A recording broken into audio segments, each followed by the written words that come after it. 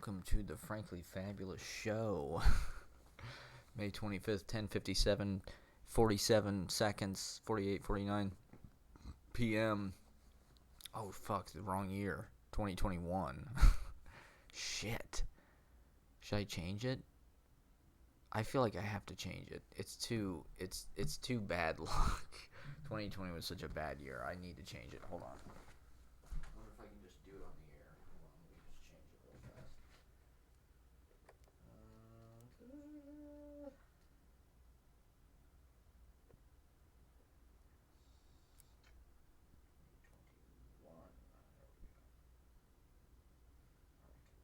Yes, perfect. Wow, that wasn't hard at all.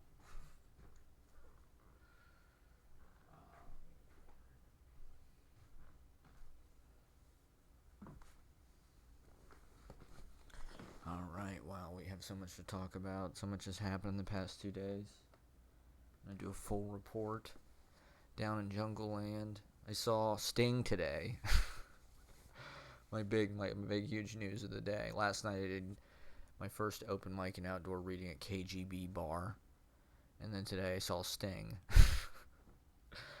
I was walking down Waverly, the Waverly Inn. That's kind of a famous celeb hangout because it was owned by Graydon Carter, the editor of Vanity Fair, which I've talked about a lot. Vanity Fair was kind of a formative magazine. It was always in my mom's house. It was kind of our glimpse into that kind of glamorous New York publishing, West Village celebrity art at the highest echelons. I mean, Vanity Fair is all about the glamorous. It's sort of like the New Yorker meets Hollywood. Graydon Carter, he owned the restaurant. He owns the Waverly Inn, and it was like some super status thing to be able to get on the guest list there in like the 2000s. Like every day from his office in Midtown in the Condé Nast building, he'd be like working on the fucking guest list and perfecting the table layout and shit. Fran Lebowitz is there every night, of course.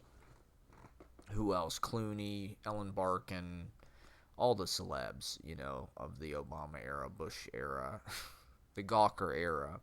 When I'd read about it on Gawker and shit. But I don't know. He had a few other restaurants, Beatrice Inn, I don't know. But that was the one that I always heard about. When those kind of things, those kind of media centralized things just held this kind of like Titanic power. I mean, Anna Wintour is still there, and of course David Remnick. I think it's time for David Remnick to step down. I think he's out of touch, man. When is he gonna get the axe? They've done it at all these other publications. Fuck him. He's boring. I think he's just too dad. He's like, it's all these articles about Springsteen and shit. It's him interviewing all his dad rock heroes. It's like, no. They need a new editor, big time.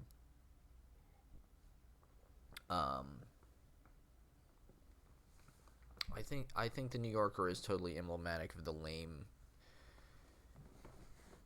elitist children of rich people, uber wealthy, synthetic CGI tower in New York. I mean, it's become that. It's become a celebrity worshipping, just kind of analytical. It thinks it's smarter than it actually is, and it doesn't have, I don't know. The thing that was cool about the New Yorker was it was kind of like shaggy and well, maybe not shaggy, but like elbow, the elbow pad thing, and like just that kind of John Updike or John Cheever smoking a pipe. James Thurber, there was kind of I don't know, there was kind of like a nearsighted, like a lovable humor in addition to the kind of literary sophistication and wit and all of that kind of thing, the cartoons. Oh man, I know this guy who just did a New Yorker cartoon. He's like the last person I know that should be doing a cartoon in New Yorker. Maybe not the last, but like he's just a product of elite schools, Let's just leave it at that.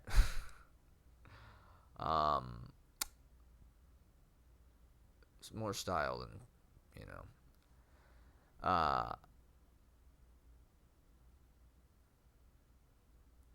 So Waverly Inn, it's kind of past its prime. Just like, I mean, Vanity Fair has had a new editor. Graydon Carter stepped down a few years ago.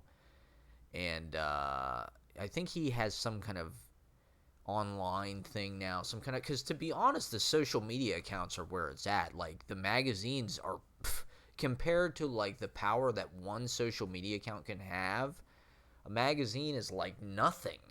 You know, they might have a few 100,000 subscribers or maybe 1 million or something. The Proust questionnaire is in the back of Vanity Fair. They get like Bette Midler to answer it, or Nathan Lane or something. So it's like celebrity, it's Broadway. Annie Leibovitz does these like beautiful pictures of all the celebs, the Hollywood issue, the Oscar party, you know, the Vanity Fair Oscar party. Nicholson, Warren Beatty, Harrison Ford, Mel Gibson, Tom Cruise, all the toxic, masculine studio era. But Vanity Fair, I think, was a reboot of some magazine from like the 20s or 30s that was like super Art Deco and glam.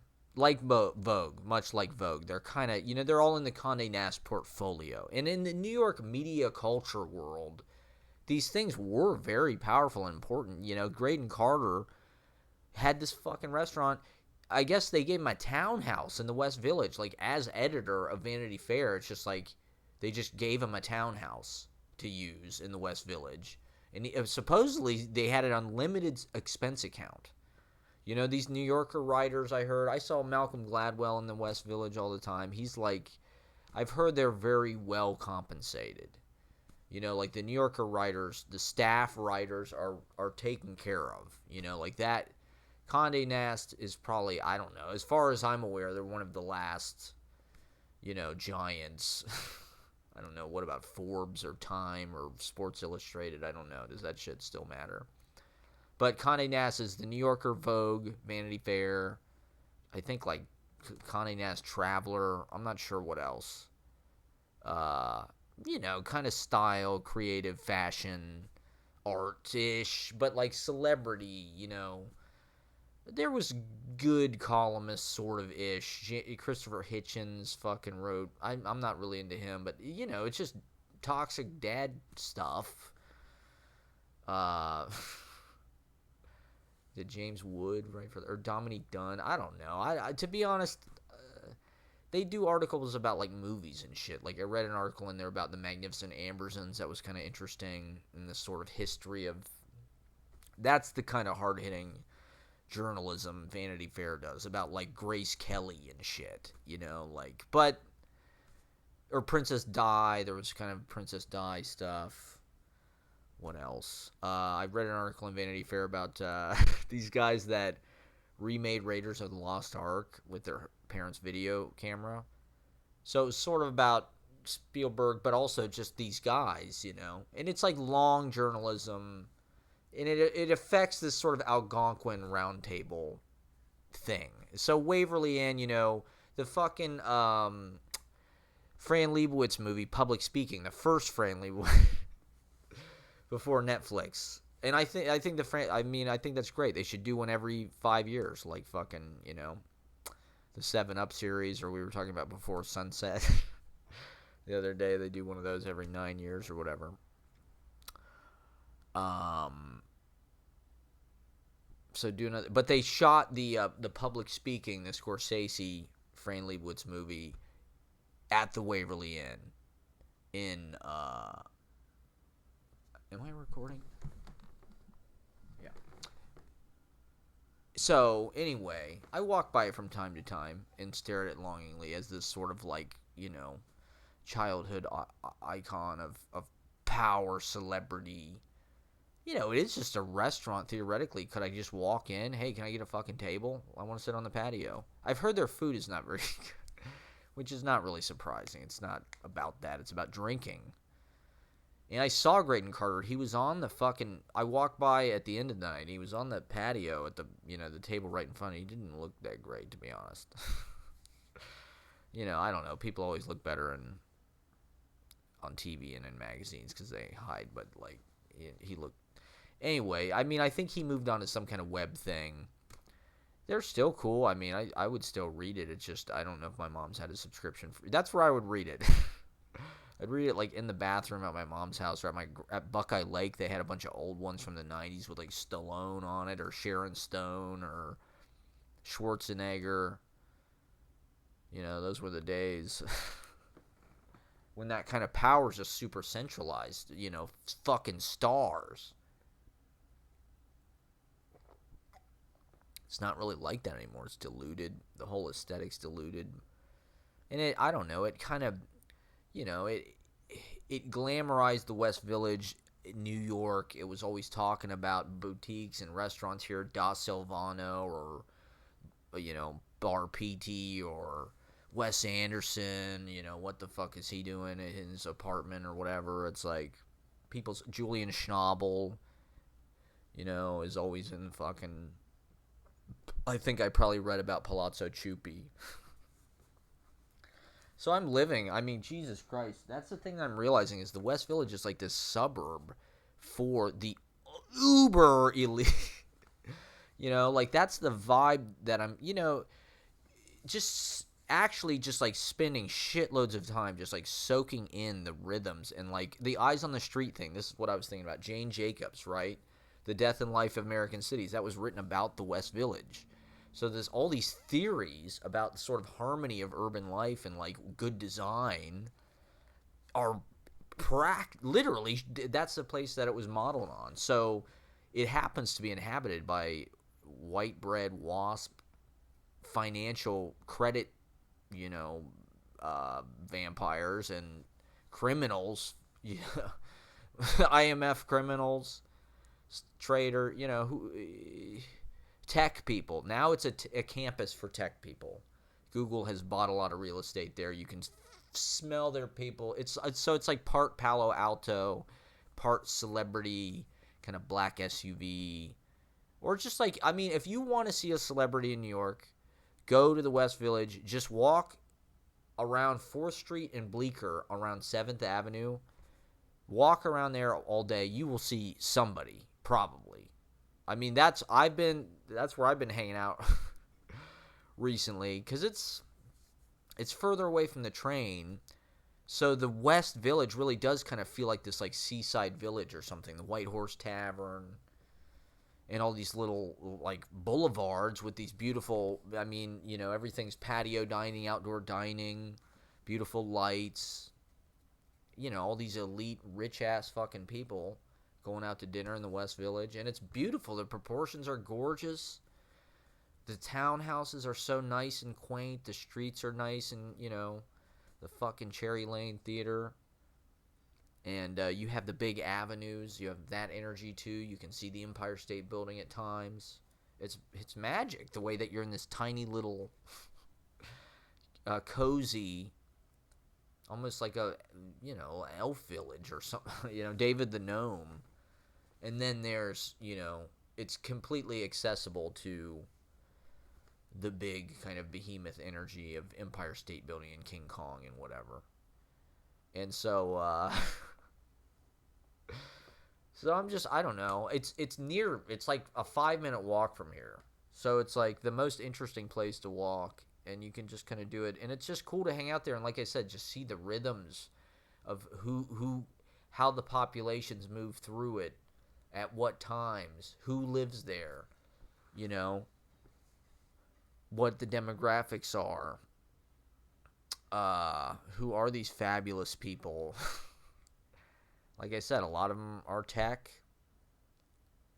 There's like people that own their own businesses that are successful and whatnot and things. But it's just, oh God, it is like being on a campus. It feels like being at the quad or the gym on campus, literally. Everybody there is like some gym fucking bro, just boring finance, but like huge, 6 foot, huge fucking thighs. I'm talking about the dudes, just like the genetic elite of the whole world, I suppose. American dumbasses, farm-bred criminals. 11/11. May 25th, 2021. I love having that fucking clock up there. That is sweet. This is my 3-chip mini DV camera from college that I made all my short films on. So this is literally the same camera I shot The Work of 3 on. The Dragon Box, of course. Love Means Zero. all my completely horrible student films that don't really express anything about myself because, my education corrupted that impulse and completely muted my imagination and creativity because the CIA started out all of our state schools and thwarted our spirits, our creative souls, calcified our pineal glands.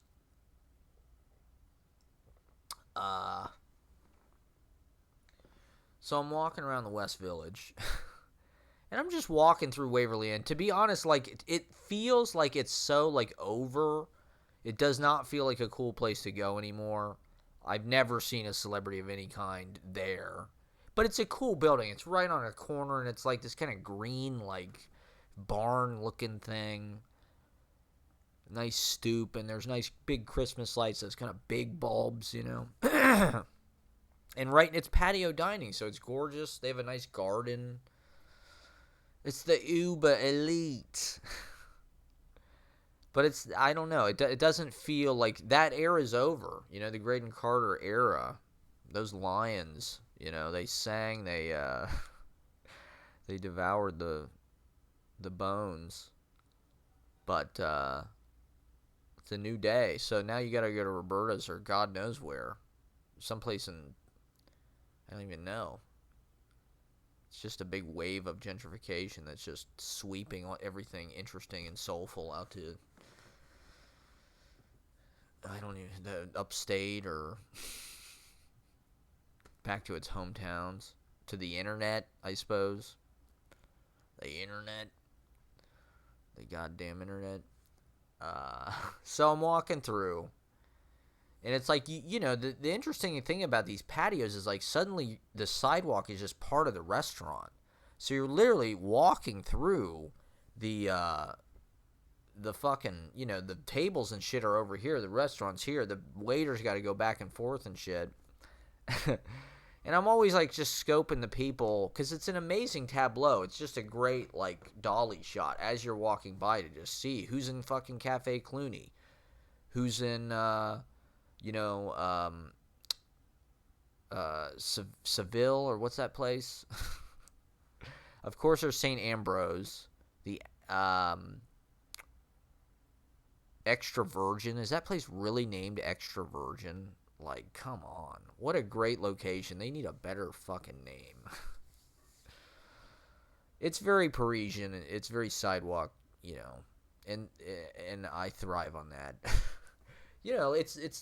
This village developed over time, and it developed very organically. So, like Jane Jacobs says, it's just like this kind of perfect schematic and infrastructure for a nice community. It's unfortunate that it's occupied by tech, imperialists, essentially. It's the same shit as always.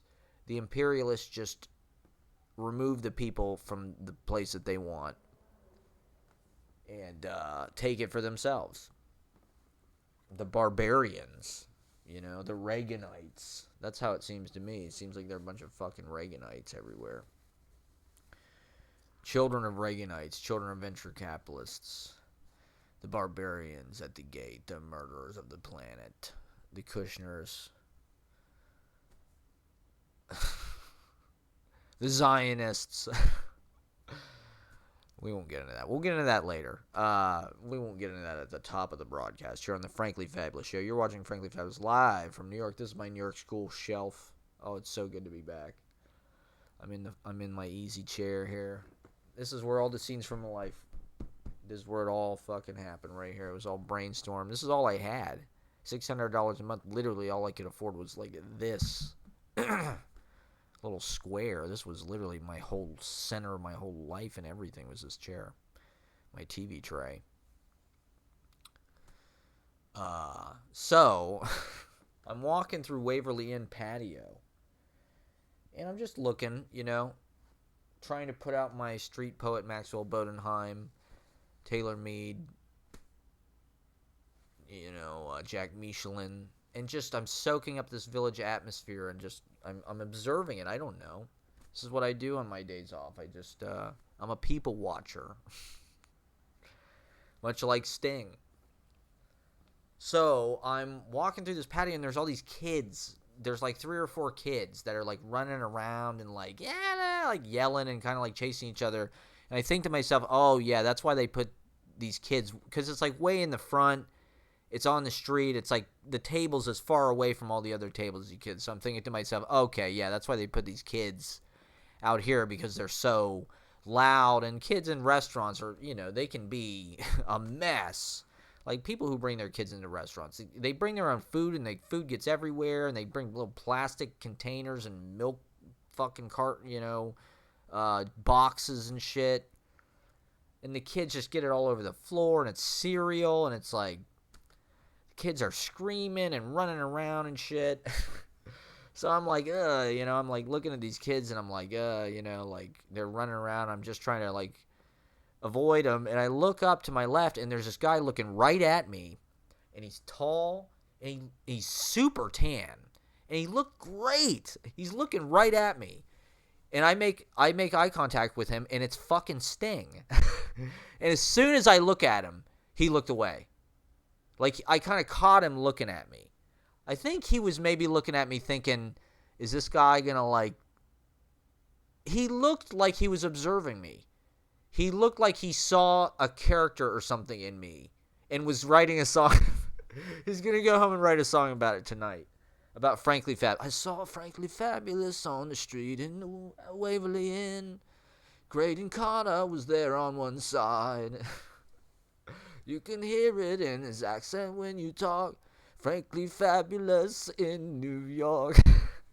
Can I get the Sting to be the band leader of my show? See, if I was an influencer, I would just go up to Sting with my camera and be like, Sting, I'm an influencer. Say something. You'll go viral. About Frankly Fabulous in New York. I think Sting and I have a deep, deep affinity. We communed in that moment. We made eye contact. He saw me. Sting saw me. He saw my hair. He saw my vibe. He saw my ripped up clothes, my rock and roll attitude, and he thought, yes, this is a breath of fresh air. This is not what I typically encounter in these rarefied climes of the uber elite, wealth, money washed in credit and techno, Bitcoin, crypto, saturated in crypto. The West Village has gone crypto. Cashless. The fucking restaurant I went to was cashless. They had a big sign that said cash, and it was crossed out. That is the new Manhattan, No homeless people. The subway is like this fucking like cashless. Not, you don't even swipe it. It's like a fucking card or whatever. They'll probably put a chip in you. What does Sting think? Sting, oh man. I could have connected. Well, I don't know. I think he was with his kids, and I walked by really fast, and as soon as I looked at him and he looked away, I looked away. Because I recognized him instantly, and he looked fantastic. He was taller than I thought. He was like 6 feet or, something, and thin. He looked great. He looked really tan. He looked like almost red, but not like red. He looked nice. It looked nice. His hair was cut short and was super blonde. And he had this, he had that kind of Sting look on his face where he's like super like pinched and like, his eyebrows are like, kind of severe and like V a little bit. Gordon Sumner. He's a jazz bow, and he's a substitute English teacher. We've all heard Don't Stand So Close to Me with the Nabokov lyrics and shit. Sting was a substitute English teacher, jazz bass player. So we are spirit brothers. We're a part of the bass brotherhood. I love Sting.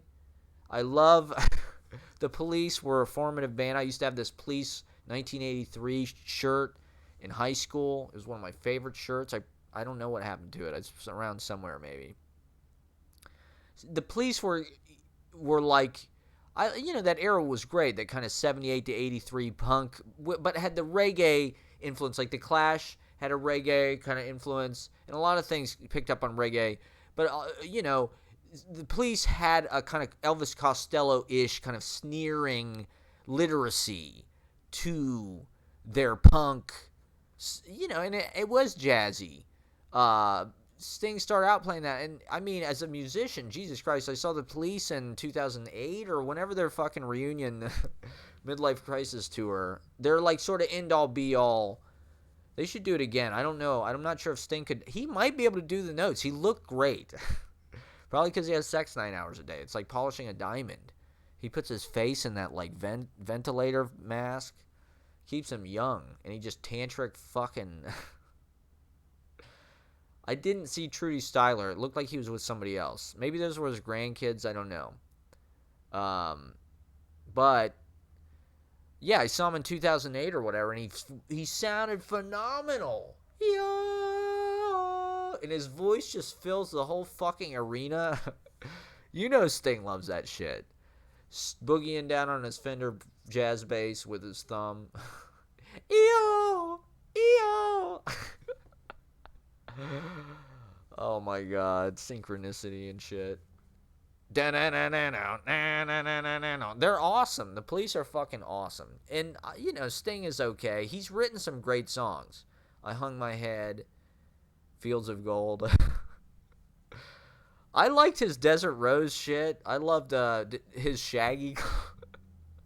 I haven't heard any of the Shaggy collaborations, but he's probably been smoking tons of weed, which means we should definitely hang out. He just sold his fucking house. He had like this super townhouse. Or like he had this super penthouse on Central Park West that he sold for like $45 million or something outrageous. You know. And, you know, because he's got a vineyard in Italy. And, I mean, he's just got the ultimate jet set. Sting used to take the Concorde. He's the ultimate yuppie, Sting. Like, drinking the finest wine, taking the Concorde in his penthouse on Central Park West. I am getting the hunch maybe he moved to the Village. I don't know. If he sold his Central Park West shit, I'd much rather live in the Village. Fuck like some $90 million goddamn shitty glass penthouse and like the 90th floor of some hellish Vertigo nightmare. Like, give me a fucking townhouse in the West Village any day of the week. If I could get a townhouse on Bank Street or Perry Street or Charles Street or Grove Street, oh my god, that would be the ultimate dream in life. There's nothing that would make me happier in the entire fucking world, I would say. As far as like, that might be it. I don't know. I mean, of course, like career or like love stuff, but like, as far as just like a life, if I could own a townhouse in the West Village, it would not get any better. That's literally everything I could want out of life. Absolutely. It's got everything you need. You could just walk around the West Village, the East Village, your whole fucking life, and it would be fun and fulfilling and amazing because it's so well designed. It's so beautiful.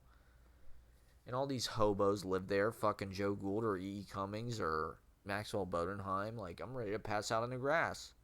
I'm ready to just, like, do it. Like, I'm going to hang out. I'm going to go down there. I'm just going to talk to people. I'm just going to be a street rat on Bleecker and Gay Street and Christopher Street and Kettle of Fish and Stonewall and Duplex. Downstairs at the Duplex. And Brazza, Fedora, Bedford Street, McDougal, of course, Sullivan Thompson, Downing. I got to go to Bar PT, where they wrote The Life Aquatic. I guess Noah Baumbach and Wes Anderson lived somewhere around there, and they would meet every day for lunch at Bar PT on 6th Avenue. It's right in public. Anybody can go. I don't think it's really that expensive. You could probably get out of there spending less than $20 or $30 for one entree and a tip. That's my style. No drinks, no appetizers. No, thank you. Just an entree, the cheapest, most food. And, somewhere near 20%. I'd love to. I would go there if I could spend like less than $25 just to say I ate in the place where they wrote The Life Aquatic. So they'd meet every day for lunch. I guess maybe a lot of people know this story. At Bar PT, it's still there. It was kind of like I said, during Gawker era, it was like a place to see and be seen. In the patio there, A-Rod would be there. I don't even know. Charlie Rose. All the people are now canceled. Yoko, I think, maybe liked 10 Down, which was right next door. Da Silvano, I think. That was another, like, Graydon Carter staple. All those people. The lions of the Western civilization. The titans of New York. The cool kids. And now, look at me. I'm just a hippie. Walking around my buckskin. Like Tom Ripley in The American Friend. That's my idol. That's my New York icon. One of many I'm fashioning myself after. So anyway, I make eye contact with Sting. I mean, I saw Matthew Broderick the other day. I saw Sting. It's like these are good omens, I feel. You know, I would have liked to vibe with them, maybe connect with Sting a little bit. But, you know, the connection with Sting is the Quentin Crisp. Because Englishman in New York, Sting's, you know, song, that's an anthem for all of us because we're all aliens. We're legal aliens here in New York. And we're all New Yorkers at the same time. That's right. That's how it works. We're all immigrants and we're all New Yorkers. That is the recipe for New York. Everybody's a New Yorker and everybody's an immigrant here. Maybe. Anyway, so Englishman in New York is based on Quentin Crisp. And he's in the video. I watched the video. It's pretty good. It's like classic 80s kind of New York. It looks like something between like a PBS and like a MTV like promo clip. I mean, it is a music video, obviously, but it's like shot on film. And it's very like, I can tell they're trying to alienate him from the environment. Like you can kind of get a little, but it's more about Sting. And the close-ups kind of pull him away from the iconic surroundings. Because that's what the song's about in a way. It's about the alienation of being in a place that's not your culture. You know, even if it is in New York, he's talking about his manners. He feels like too mild-mannered. New York is this loud, which is weird because it doesn't feel that way now. It feels like everybody's very afraid and muted. You know, like Don Yorty said something yesterday at the open mic. He's like, it's East Village. You can do whatever you want. And I just thought, really? That's not how people my age act. Everybody seems very afraid to do anything, like, outlandish. At least in public. You know, the idea that the East Village, or New York, but especially the East Village, is like some place where you're going to see some kind of crazy naked person on the street. Like I was reading, Alice Notley said she saw a full-grown naked man on Christmas or something in the snow outside on 2nd Avenue when she was like in a grocery store. You know, that was like the 80s or something. You might see something like that now, but you don't see really as much gnarly shit as you used to. Like, not even close. They just sucked all that kind of wild, eccentric, kind of scary G.G. Allen. The G.G. Allen energy. You know, G.G. Allen lived in the East Village. He died there. His funeral was like on Avenue B and shit. It was all these people like carrying him down the street and shit. Beating up his corpse, taking a shit and throwing at people. Can you imagine? Nobody would do that now. Not in New York. It's hard to believe that that's, especially post 9/11 with all the security and all the police. It just, and well, not to mention that, but like the internal police of your own behavior and your own, nobody can really let loose. Like millennials, they don't know how to let loose at all. Unless it's like through, because we have to be so responsible and so scheduled and so productive about everything. Our partying, like it's all compartmentalized. And so, like, you can let yourself get loose responsibly. You can drink responsibly. It's like, how fun is that? New York's supposed to be the place where you can do whatever the fuck you want and be irresponsible. It was scary and crime-ridden. Now it feels like anything outlandish you do, you're going to get caught. Like, I don't even really like, I mean, it's legal to, weed is legal here, and I don't even really like to smoke weed in public that much because I'm like,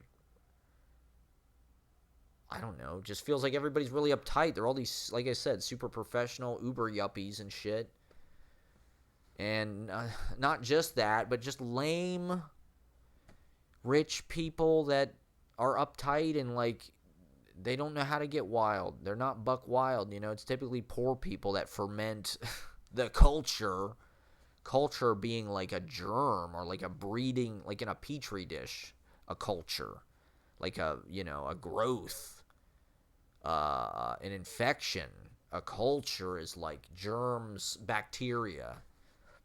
Poor people, moonshine, people getting fucking buck wild, getting crunk, getting hyphy, drinking scissor, doing meth.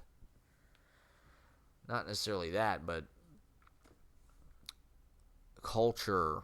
New York is antiseptic. It feels very scrubbed. It feels very, I mean, it's hard to believe, but it's a tech, I mean, just like everything. It's not exceptional in that. It's just a tech campus.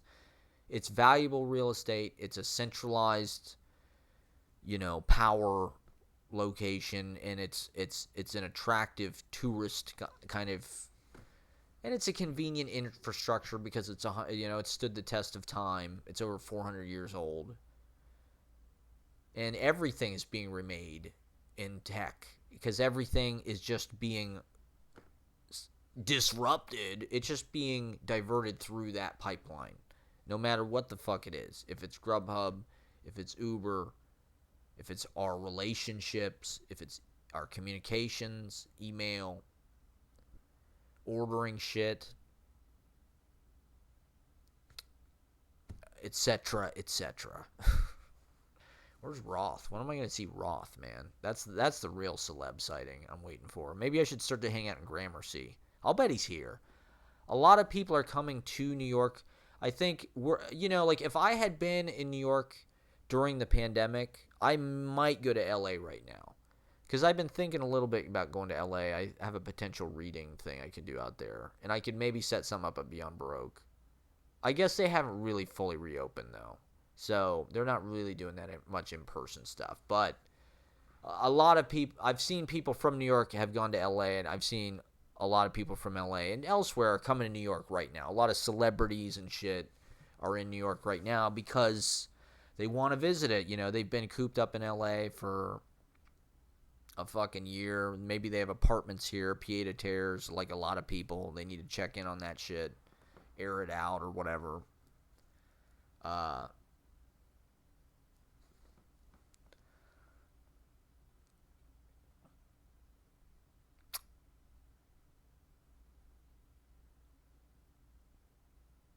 That's probably why I saw Sting. He just jetted in from Italy, from his vineyard on his private Concorde. On his private space travel. He's got some kind of space, just like all the uber elite, you know. That's what's so disgusting about all this Bezos, Musk, because, like, once they pioneer this private space travel, it's just going to become tourism for rich people. It's just gonna be like billionaires, like, oh yeah, let's go to space. Let's buy a house on the moon or Mars. I hope it's more like Jamestown. They all die. They all starve to death and get marooned there.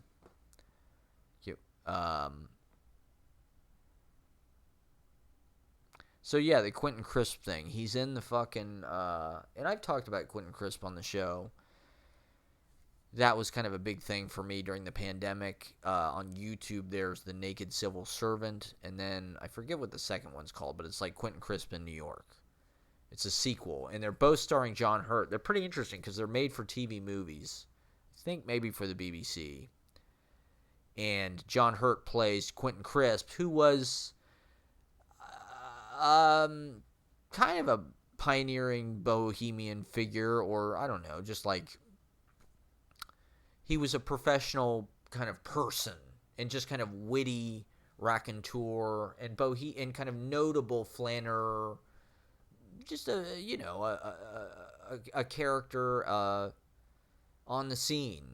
He would wear, he would dress flamboyantly, and this was at a time, and he would wear makeup and wigs and things, and like this was like at a time where he would regularly get beaten up and things. That's kind of what his first book, The Naked Civil Servant, is about. Is like I would say he's queer, to use the parlance of our times, which in Britain of 20s, 30s, 40s,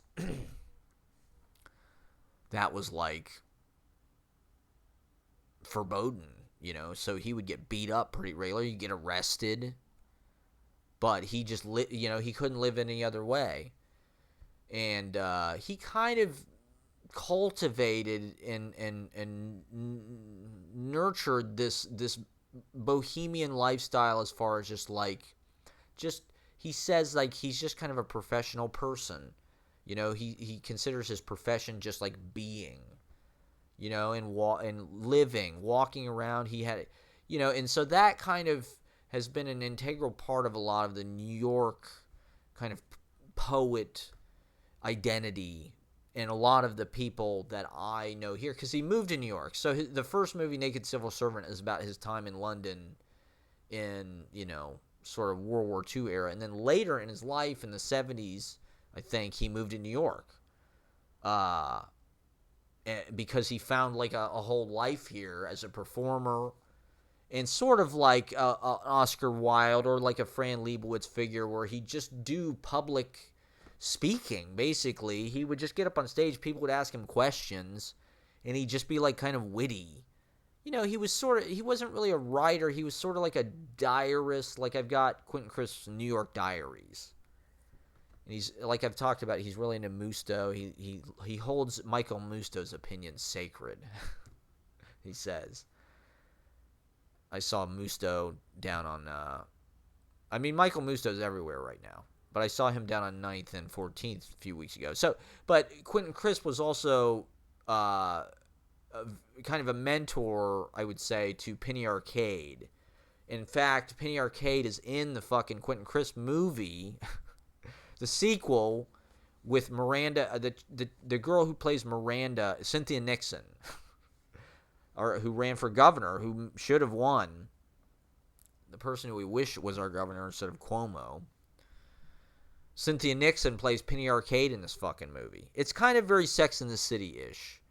It's like 2008 or 2009, and it's like shot in the West Village, and like it's very like Pride, and it's great. I loved it. I definitely recommend it. Like, it's on YouTube. Check it out. They're movies. They're an hour and a half, 2 hours long, and they're great. John Hurt is phenomenal. It's a great character. I love finding that kind of stuff. These TV movies that are like really actually excellent. Like this, as far as telling the story and demonstrating it and kind of exemplifying it, I think it is a very effective, maybe not replacement, but like version of the book and of this character's story. If millions of people see this movie, I do think the Naked Civil Servant was like a kind of pioneering thing on the BBC. That was like, I think, the early 70s. So to portray a gay character, and I don't know if Quentin Crisp is a transvestite or what they consider themselves, but the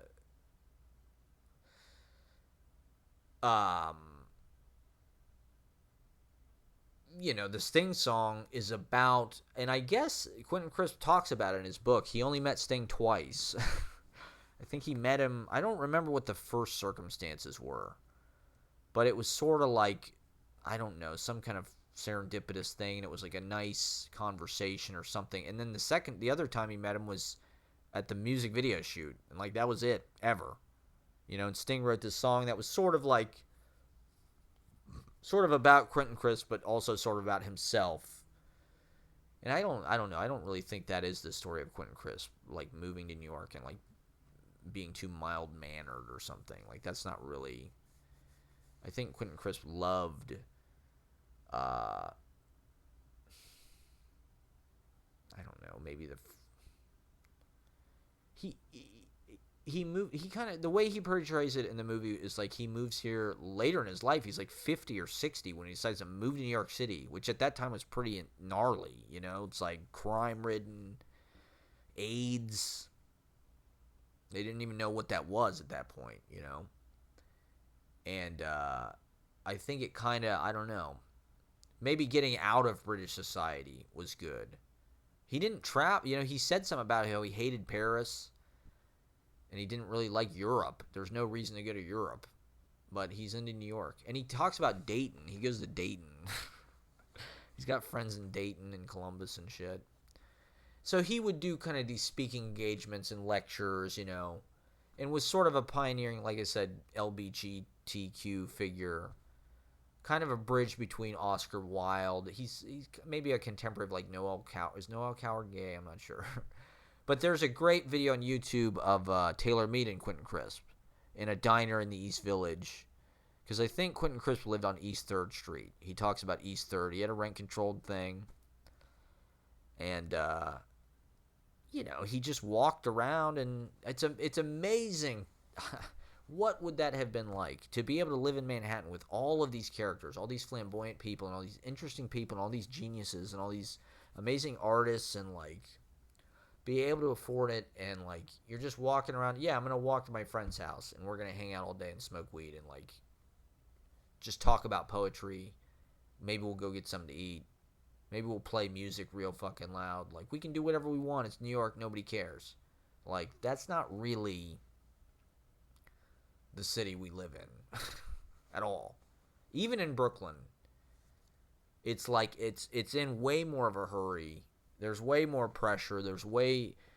It costs way more for way less space, way further out. Everybody's spread everywhere.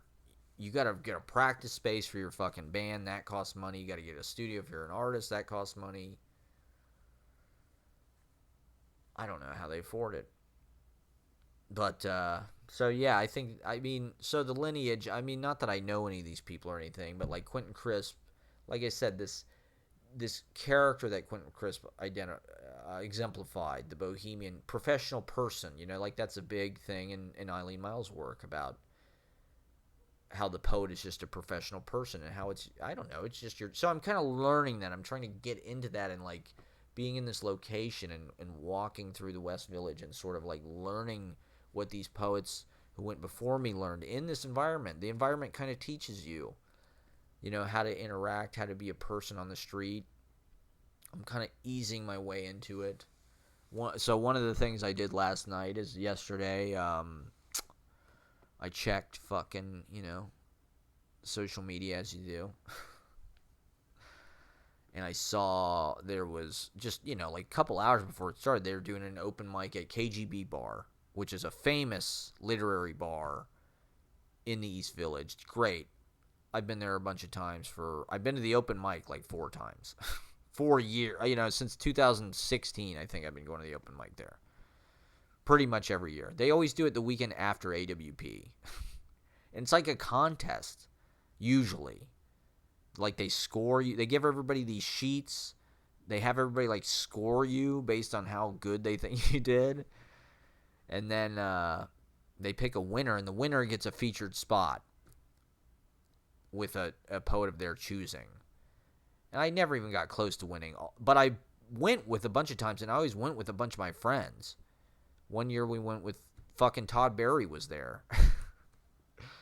My friend used to date Todd Barry, and he came to support her.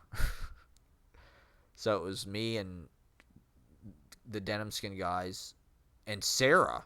Sarah was there. My ex. She was there too. Holy shit. Was that the same year? I think it was, because she was like not interested in me at all.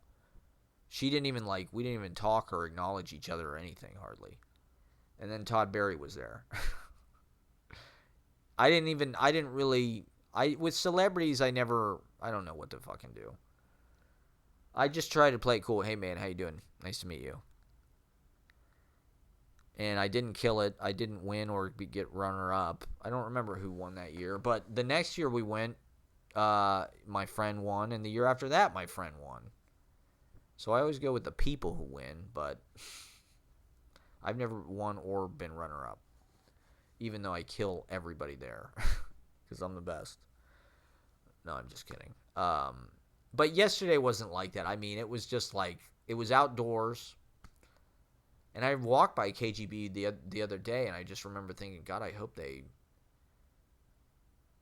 are going strong, because it's such an iconic place and such a cool room, and like the sign is iconic. It's, you know, it's got that kind of like 80s, 90s New York kind of dark room, smart people, cool decor, nice candle, you know, cool old furniture and velvet cushions and big curtains and mirrors and candles, and the fucking podium has got this little lamp on it.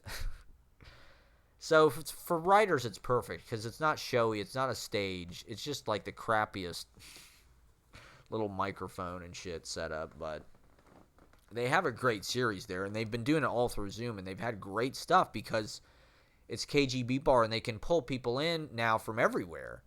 Like, they had Henri Cole on it, and just people from the West Coast, and they can make interesting, you know, with the past few years, it feels like it hasn't necessarily, like, I don't go to KGB Bar that often for events. It's not really my scene. They do a lot of, like, college MFA graduation readings and shit like that, like the NYU grad class or Columbia or whoever will do like a class reading at KGB.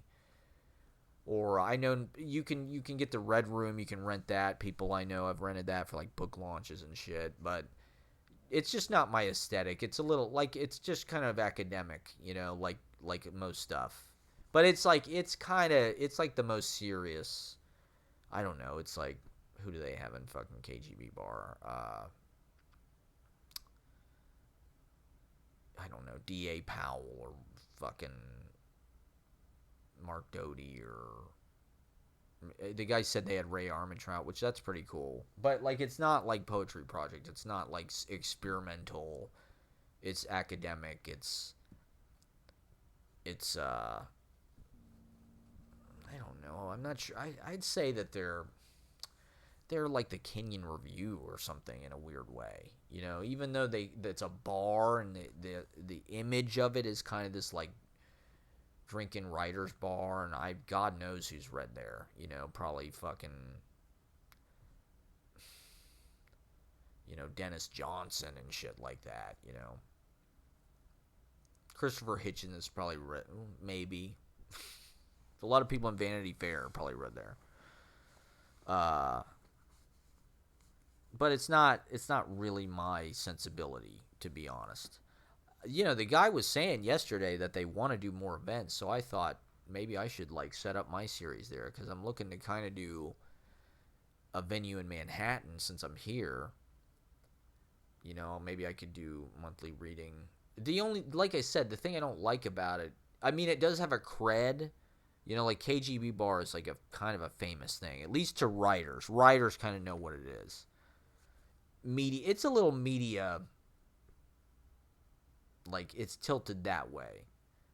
Like I said, it's kind of famous because it's fiction writers more so. It's not necessarily like a huge poetry place. Doesn't feel like it. Feels more like a fiction place to me, like an MFA short story or whatever.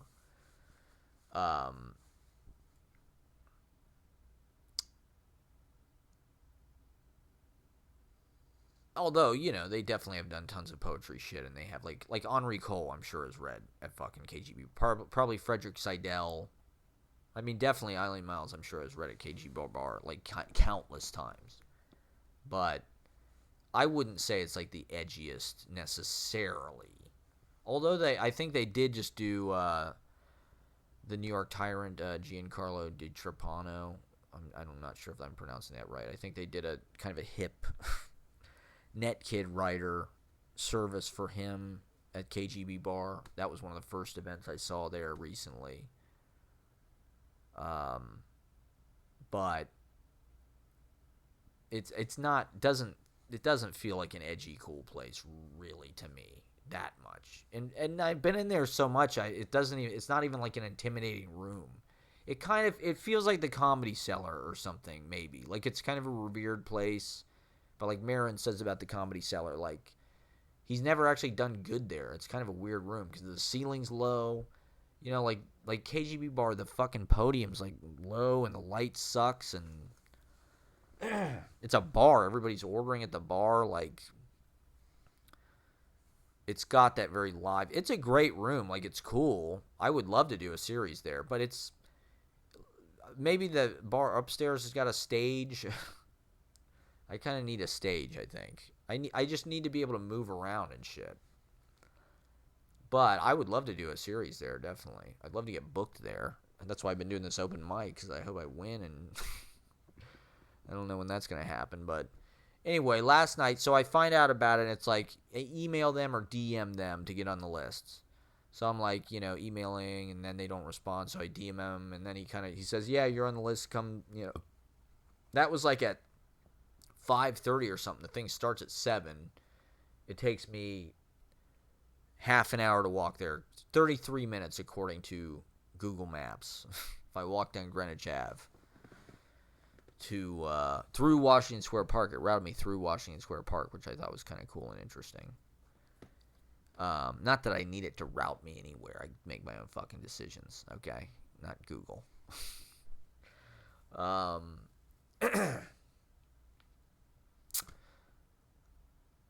So I took like an hour trying to figure out what I was gonna wear, because I wasn't, like always, we're always trying to be productive. And yesterday I'm just sitting around. I'm thinking, God, I'm lonely. I haven't seen anybody. I don't feel accomplished at all. Like, I mean, although I've been doing stuff and being productive, like, I do feel like this hunger to go out and just like meet people and like, I don't know. I want to, I also want to like meet a girl pretty bad, so the event, it's just like what was the last thing I did that felt productive and like I felt good about? Something happened a few years ago that I felt productive and good about, but I don't remember what it was.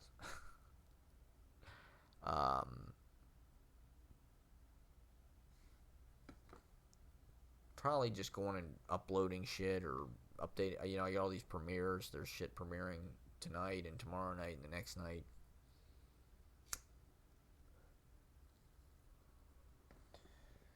My taxes, I did kind of do those. Oh shit, even though I need to like kind of revise them slightly.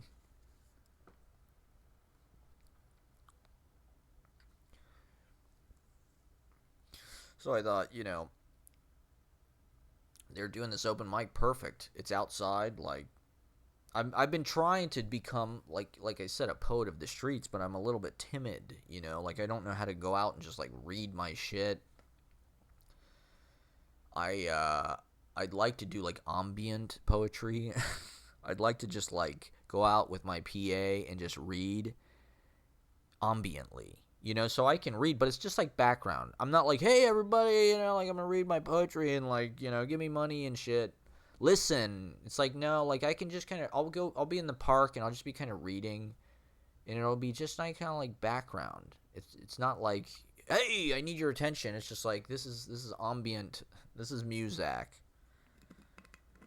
I don't know, because I did a whole Bob's birthday tribute. It was Bob's birthday. Happy birthday, Bob. Yesterday, his 80th birthday, May 24th, 2021. And so I recorded a whole thing of me playing Bob songs, and I listened back to it. I did like 2 hours of Bob's, songbook, in addition to some, remarks, making some remarks. And I listened back to it, and I was like, God, I don't even know if I can use this.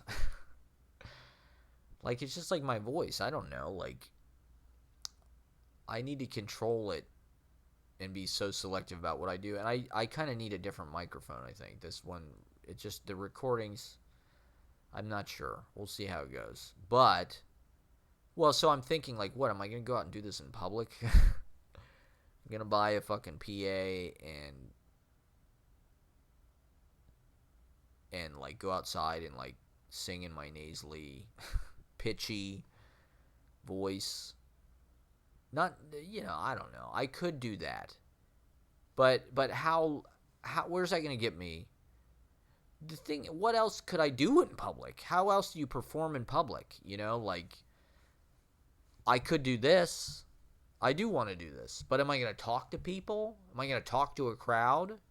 Am I just going to talk ambiently, sort of to myself, and not acknowledge people? It feels like a little awkward and a little, I don't know how I'm going to, aim it. So with my readings, maybe I could do ambient readings. I don't know. I'd like to do poetry stuff. Or this. Stand-up philosophy. Commentary. Ambient commentary. Live poetry. Live DJing. The aleatory reality. I thought about being a DJ. Like, maybe I could just play music. Like, I could go out and sort of, like, host like Bob. Like, I'm like a live. I'm Phil Shapp. I could do extended raps where I talk about the songs. And then I could play music. Like, play songs and just DJ the fucking, like, park. That might be kind of fun. Just, like, bring, an iPod to plug it in the PA and do in between kind of patter. I got ideas. I haven't bought the PA yet because I've been kind of, doing one thing at a time here. I got my mics, got my cameras, trying to find the right mix of exploration, leisure, ease, and forcing myself to be productive and trying to, package things. And, I'd like to get into Poets Theater and Poets Filmmaking. I didn't take my camera today. I was writing stuff, though, and this is filmmaking, and this is my Poets Theater. This is my Lives of the Poets, basically. The episodic. You heard last week's stories. This is this week's stories. Every day it's a new adventure of a new victory, a new thrill, a new heartbreak, a new loss. A tough lesson. The poetry, the spectacular apprehension, the awestruck beholding appreciation continues. I can't believe I'm here. I'm loving my life. I'm so lucky. I'm so thankful. And I'm just living it. I'm just living the dream. I'm reliving it. I'm inhabiting the shell that the old hermit crabs long ago died and cast away from. Here I am on Hudson Street or Greenwich Ave, or Jack Michelin won the poetry contest as judged by Gene Shepard and Charles Mingus and Nat Hindhoff. And Sting's looking at me and he's like, "What's up with this guy? I need to write a song about this shit." Tom Ripley, you are in the West Village, bringing back that old bohemian jive. I don't know. I also need to update and contemporize. I'm feeling suddenly like really way too old-fashioned. How do I just come? I don't even know. Like my style. I feel like I've been learning kind of poetic technique that's like 60 or 70 years old. And I don't know. I just need to come absolutely up to the minute. And this is the place to do it. There's really amazing forward and absolutely futuristic work that I can copy. As I look back at Quentin Crisp and Sting and Lineage and Penny Arcade, Sting was looking at me. He's going to write a song. He's probably writing a song about it right now. Game recognized game. You know, he saw my aura. He looked kind of speechless, to be honest. He kind of was like, and he looked away real fast, like I caught him. Like I'm caught him looking at me, thinking, God, who is this guy? This guy's so fucking cool. I've seen the future. It's this guy. You know, my energy. Okay, so I go to this reading. I walk over. It's amazing. I took an hour getting dressed because I couldn't find the right clothes, and I still just wore shit that was just like insanely ugly. All my clothes are so ugly. I don't know why I keep them. Like, these pants are too big. The pants I wore last night just look like so fucking... They look like 70s Navy. Like if I just enlisted on some kind of aircraft carrier. They're like polyester, so they're like... Even though they've been in a fucking bag for 2 years, they're still creased. The crease is like absolutely sharp. Like a fucking like shark fin. They're not wrinkled because they're fucking polyester. They're space age 1970s fabric. So I wore those. And the temperature's weird, so I wore my puffy ski jacket. So that looked like shit. I didn't eat, so I was like, my stomach was super... I was like, on the way over, I was like, I don't even know if I can do this. I feel sick. I need to call... maybe that was psychosomatic because I haven't done that was the first in-person reading I'd done since February of last year. So a year and 3 months. It's hard to believe, to be honest. It doesn't feel that way. You know. I think we're just beginning to even become aware of the trauma. Like, it's one of those things where, like, you get hit and it doesn't really hurt at first or whatever. You know, you get your arm cut off or whatever, and, like, the pain, you just don't even believe it. Your body's just, like, in shock. You know, I think our society is still in shock, really. And we're probably just now coming out of shock, I'd say. From Trump and everything, you know. Shock doctrine. So they made all the changes they need to make. So I put on my ugliest clothes because everything is dirty. These are my last pair of clean socks, so I don't know what the fuck I'm going to do. I have to go buy more. I'm avoiding doing laundry at all costs. I'm not even sure how to... I've just got so many things on my to-do list that it's like... I can only do them one at a time, you know? Taxes, that's a whole day. Any kind of work thing, that's a whole day. I can't do laundry and taxes and... I mean, I could, but... I'm doing pretty good, I'd say. You know, I'm getting it covered. Paying my bills on time. Getting my work done. Keeping this going. Developing, I think. We're getting moving. You know, we're getting back up to speed. Like I said, yesterday was the first in-person reading I had done. So, yeah, I didn't get to eat anything because I didn't have any groceries. Today I went to Trader Joe's, so my refrigerator is empty, so I didn't eat. So on the way, I walked over and I bought 2 bags of veggie crisps at the bodega, Caddy Corner. What was it called? I don't think it's called.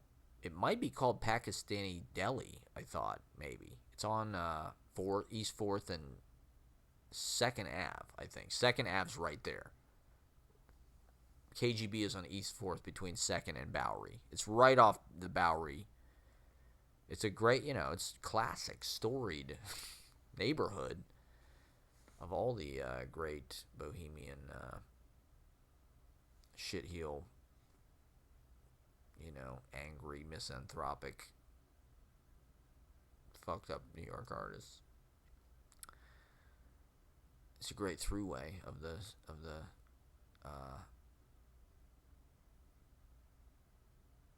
what is that called?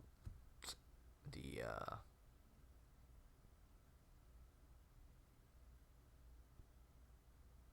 like, not the stellium. like the gallery of the stars. What is that called? Milky Way, not the Milky Way. It's a great throughway of the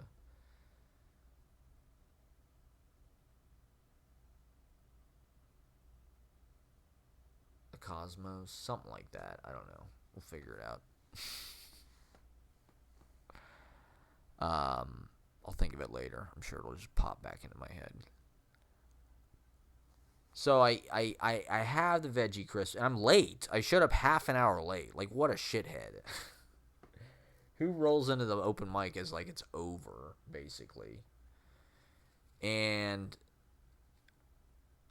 you know, I mean, I think I got there at like 7:20 or 7:25. It's supposedly start at 7. And I wasn't sure, you know, what to, like, it was very short notice. You know, they shared it through their social media and shit, but, like, literally, like, a few hours before. So I wasn't sure what to expect, you know, as far as turnout. I knew it probably wouldn't be, like, normal, where it's like, you know, some of those KGB open mics, it's like, the list is full. There's 40 or 50 people in the room, you know, or 30 or 40 maybe. So I show up. It's on. They've got like this nice kind of seating in front, and the poet is reading in front of the steps. It's very cool. You know, there's not that many people there. 10 or so, 12, 15 maybe. And you know, although I've been there a number of times, like I don't know anybody there really at all. You know, that's one of the great things about going to open mics is you meet people. You know, and of course I smoke tons of weed, and I'm like super high and kind of nervous and. But also, I don't know, the pandemic has just kind of put you through like this this thing that was just like so intense that you're like, hey, this is no big deal. Doing this fucking reading, like, come on, it's now or never. You know, that was what I wanted to say, was just like, Jesus Christ, everybody's walking around like things are back to normal. It's like, wake the fuck up. Like, what is it going to take to wake people up?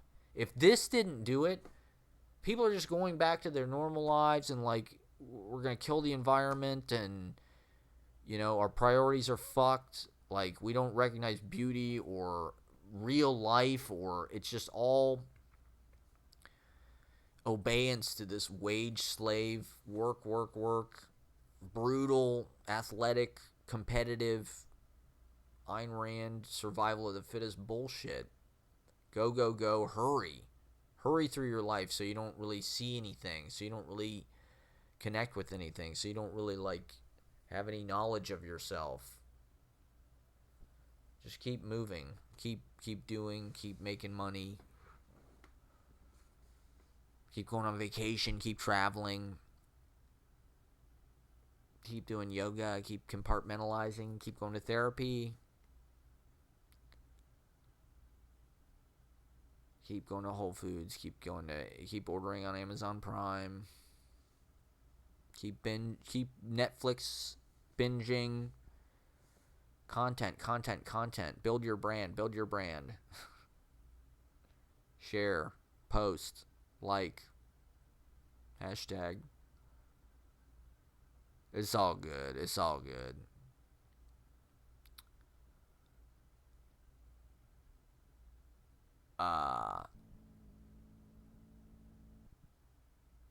So that's not really. You know, it was cool. I think people were a little more. I missed most of the reading, to be honest. I missed almost the entire thing, and I was standing there, kind of like I didn't even take my mask off. I had my mask kind of down here on my chin. I had my veggie crisps that I'm eating during the reading because they're that's like a salad to me at this point. You know, like the only vegetables I've been getting are like my veggie sticks, my veggie crisps. So I hope there's actually some nutrition in there because I haven't been eating a lot of cruciferous. Maybe I'll have a salad after this, I think, as a treat. So 114, okay.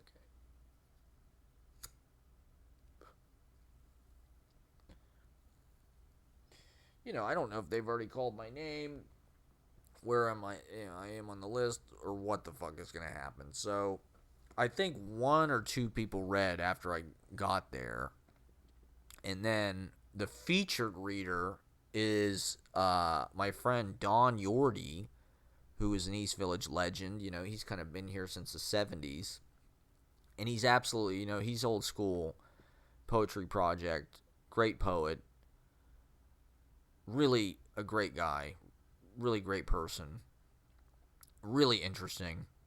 We were talking, he was telling me his jacket, he had this really nice, you know, blazer on, the kind of brown suede or something, and it fit really well. I'm like, that jacket's nice, where'd you get that? And he's like, I had it made for me in Wuhan, China.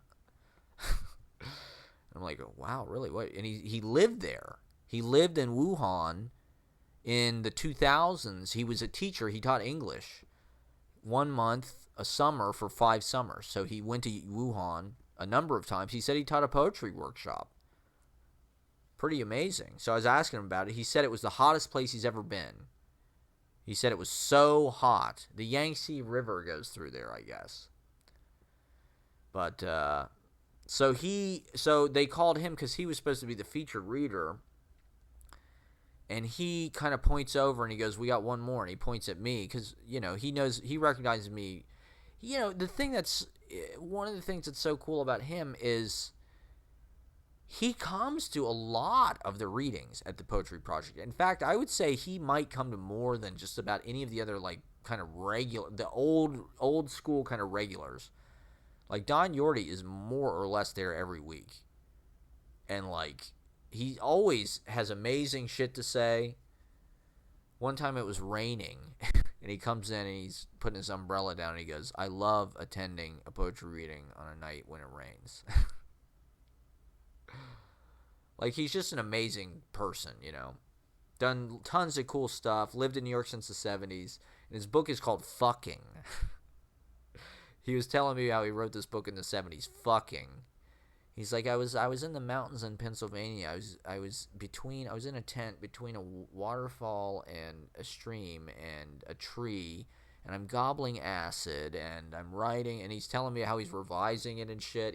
He had collected John Keats and who was the other poet? Fuck. It was Keats and Walt Whitman. Was it Walt Whitman?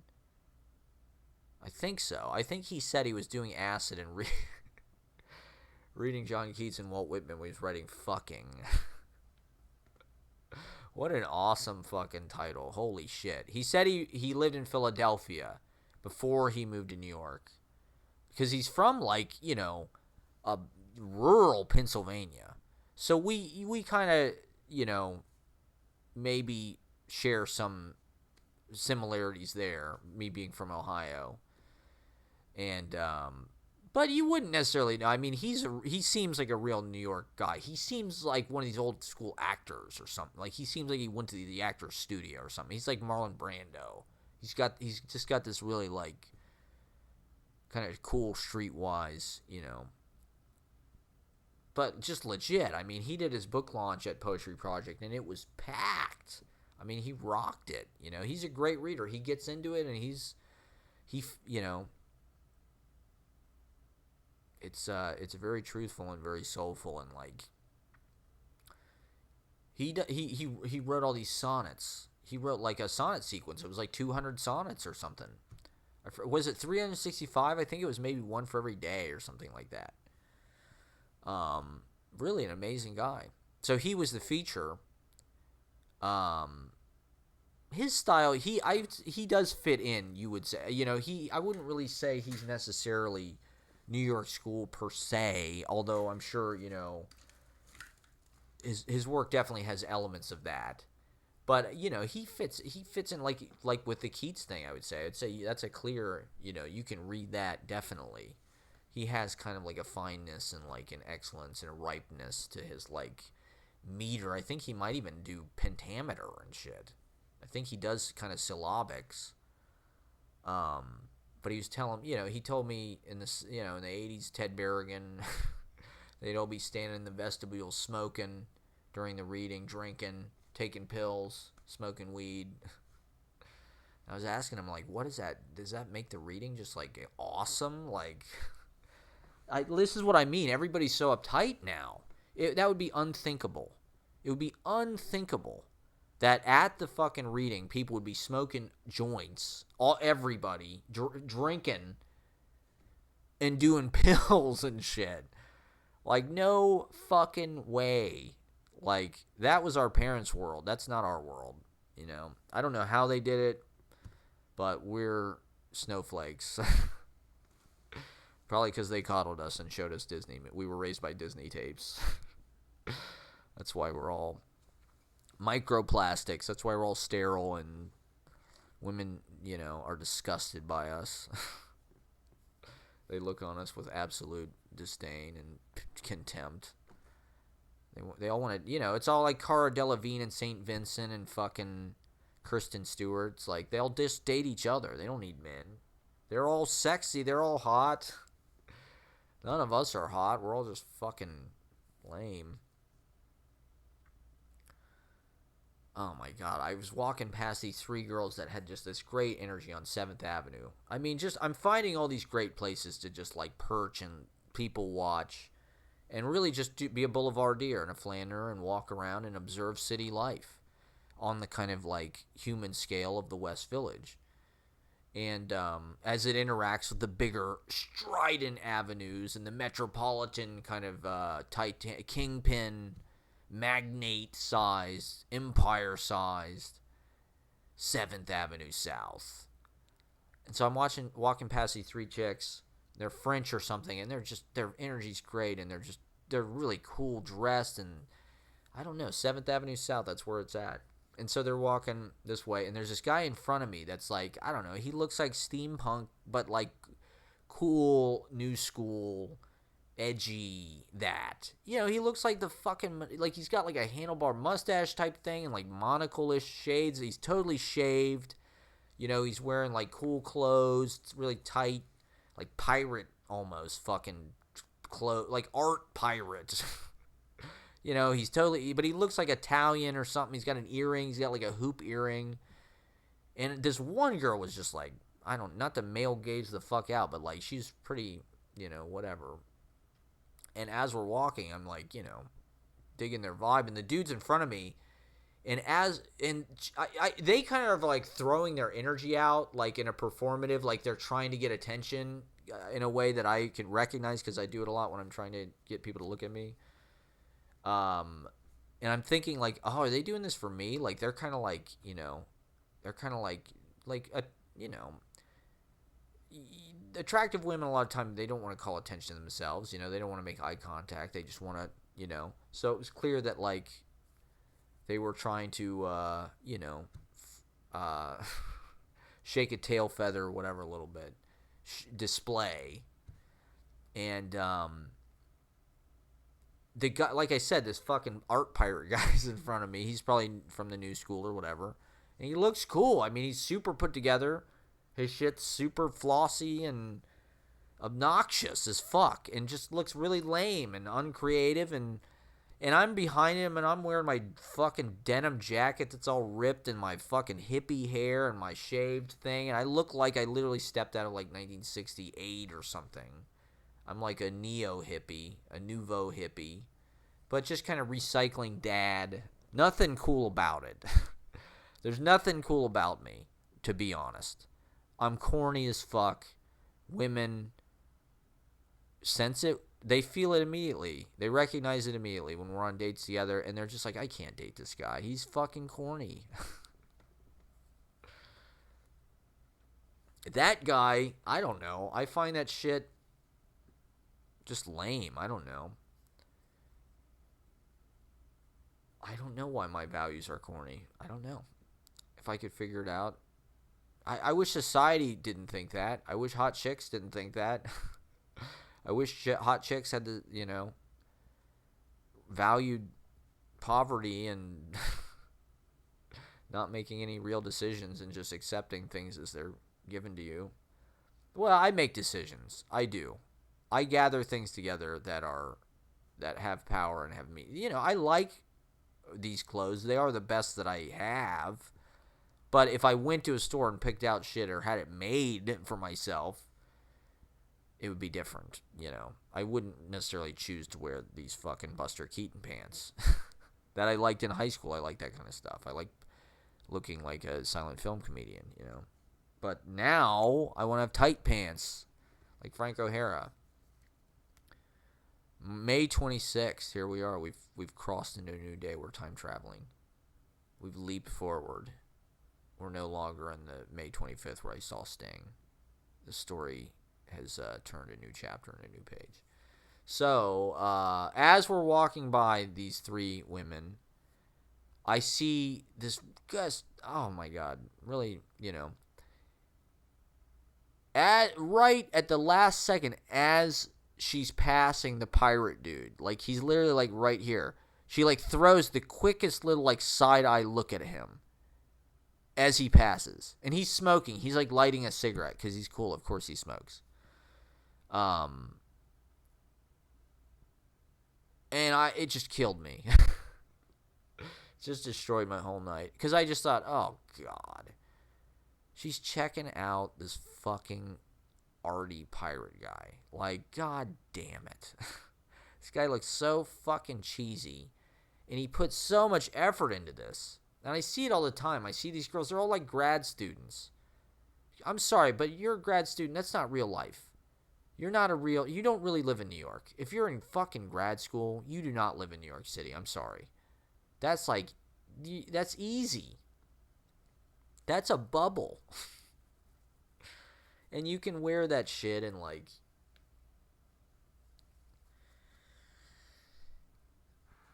I don't know, your status within that, people think because that's how they get to know each other. It's all vetted and it's all this institutionalized. That's one thing that I'm super frustrated about. All these mentorships are institutionalized. All these creative people, they just go and get MFAs. They all go to school because you have to have an MFA. You can't get a job. So the guy at the fucking thing last night, right, he was telling me he got his MFA. He told me he taught at a fashion college.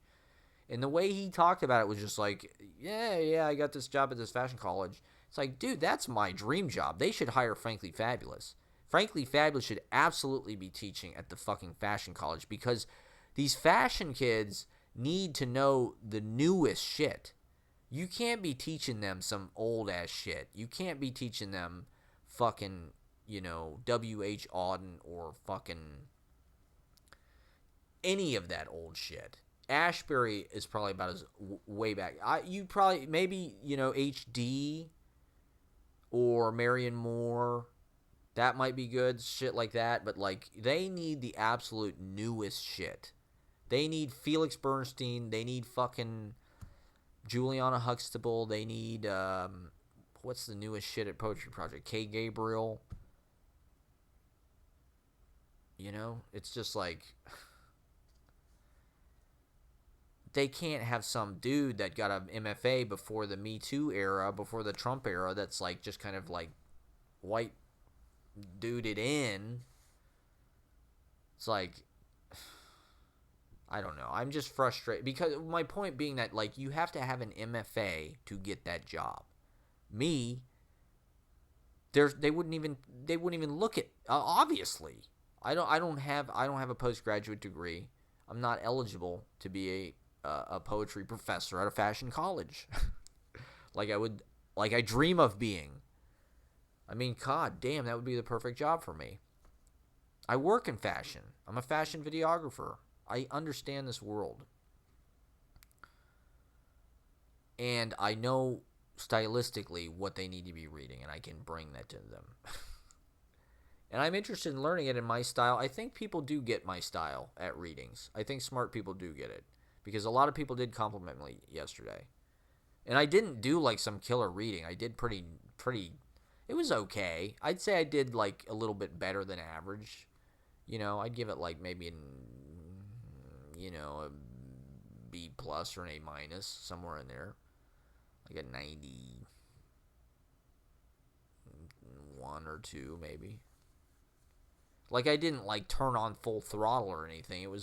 So like Don Yorty's like that, you know, they call him and he's like, oh, there's one more. He's like, it's Matt Proctor. So they must have called my name earlier. and I wasn't there, which I am embarrassed about. Like, I didn't do that on purpose, but it was like I had to walk down there. It was a little bit short notice. I mean, it's, I was high, so it does take a little bit of takes a little bit longer to get out of the house sometimes. Plus, I'm walking 4 floors down, so it's like anytime I leave this place, I want to make sure I've got every fucking thing, and it's like I took a bunch of my fucking books and shit. I just didn't give them away to people. I should have, because I really hit it off with a lot of people. It was a great night, to be honest. It was the first time I went into a bar with anybody. So I took my Allen Ginsberg bag. So it's my turn. I just got there. I'm eating my veggie crisps. I got my mask down.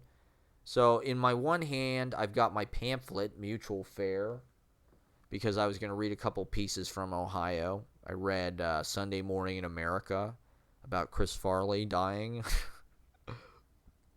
And then Good Book. It was Bob Dylan's birthday. That one mentions Bob Dylan. Do you think Bob Dylan has ever killed anybody? It's a provocative question. Bob's character is so multifractal that it can accommodate that kind of speculation. It seems within the realm of possibility that maybe Bob killed somebody. I could see that happening. Maybe some kind of crazed fan did a home invasion and Bob had to like fucking ice their ass real fast. And he got rid of it, and we'll never know.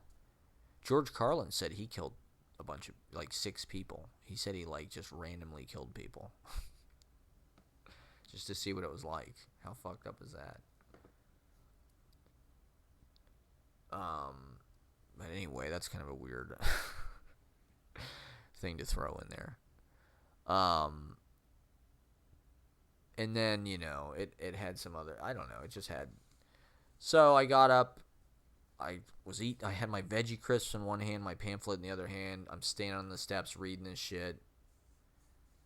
And, I did a little bit of patter, but not too much. It was a 3-minute time limit, and they're sort of strict about it there. I mean, at the open mic, typically they have a literal clock, and it buzzes at 3 minutes, and you're done. This, they weren't that strict, but, I definitely didn't want to go over. And like I said, I didn't feel like I really like blew the doors off or anything, but it was okay. I put, I mean, like I said, I've been doing this a lot, so I do kind of have a practiced presentation, and I can speak extemporaneously and on my feet in a way. I'm pretty well practiced at this, so I can throw that in. And honestly, that's a lot of times where my readings, I don't know, there was definitely energetic infusion. And the things I was reading were interesting. They're different. They're different than what everybody else is reading, to be honest. Like, it's just it's a whole different way to look at maybe the same material. But it's just a whole different way to piece it together, and perspective you're seeing it from, the kind of fragmented, plain spoken, everyday language,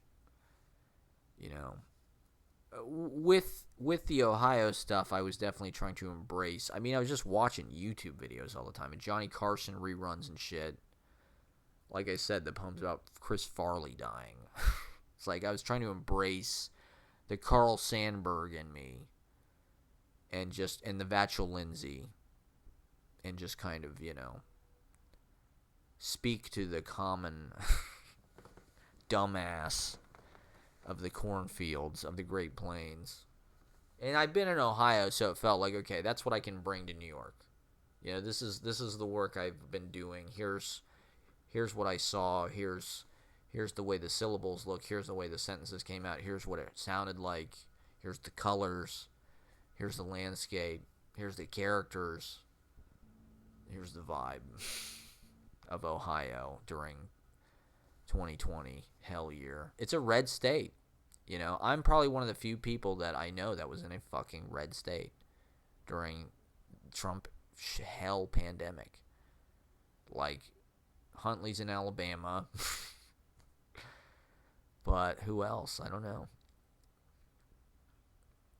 Do I know anybody in Texas? I guess I know some people that live in like Austin, Texas, kind of. But I'm trying to think if I know anybody really that lives in a goddamn red. I mean, it's like it's a little bit intense. Like these things that when you're in New York seem kind of far away and unbelievable. Like people won't take the vaccine or they won't wear masks, or in Ohio they're doing this fucking lottery thing where they give away $1 million at random for trying to encourage people to get the vaccine. So I checked the Dispatch today because I thought I saw there was a story in the New York Times about how there was a mass shooting outside Columbus, Ohio. So I checked the Dispatch thinking it'd be the top story. There was nothing even about it. There was like a bunch of people got shot in West Jeff or something, but that wasn't really a mass shooting. That was like a murder suey or whatever. I think. So anyway, the front page of the New York Times or the Columbus Dispatch says how it was an editorial about how it was a good idea to do this $5 million thing, and it's really paying off. And it's like, I'm not necessarily okay if it's working, okay, but like the problem is the society has become so convoluted and fucking dumb that like that is what they have to do to get to people to take the vaccine. Like that's the problem. And the Dispatch is a big reason why, because they are an idiocracy. They are completely corporate lead in the water. Absolutely. Like a lot of our media. It's just brainwashing. It's totally toxic. It's owned by the wrong people. They've basically put the free press, I mean, the internet seemed like it was going to be some liberal, utopic thing, but it basically put the free press out of business. Our whole journal, like the Chicago Tribune the other day, got bought up by some hedge fund. My cousin Patrick in Chicago, who's a socialist and always has been, he's a very politically savvy, smart person. He's definitely one of the people that you should be listening to about politics and whatnot. He had something about that. Rest in peace, Chicago Tribune. That's the end of it. They were looking for a buyer, and they couldn't find one. They sold it to a fucking hedge fund. So now it'll become some kind of clickbait website or something, with no real journalism. It's the same story. I mean, in my hometown, the other paper, boom, gone. Dispatch, who I don't even know who the fuck owns them, but it's trash. Sinclair Broadcasting owns all the TV stations. They're total fucking trash. It's just like the IQ, the misinformation, the brutality is nuts out there. That's what people don't get. That's what I was trying to explain last night. Is like these red states, they're just like the ignorance is like violent at this point. It's like brutal. And the January 6th thing, this is one thing that like as we get further away, it just seems more and more. Like I said, the shock's kind of wearing off. And now you're looking at it, you're like, God damn, this was like sad and painful that this happened. Like this is not a good sign. Like that may have just been, who knows? So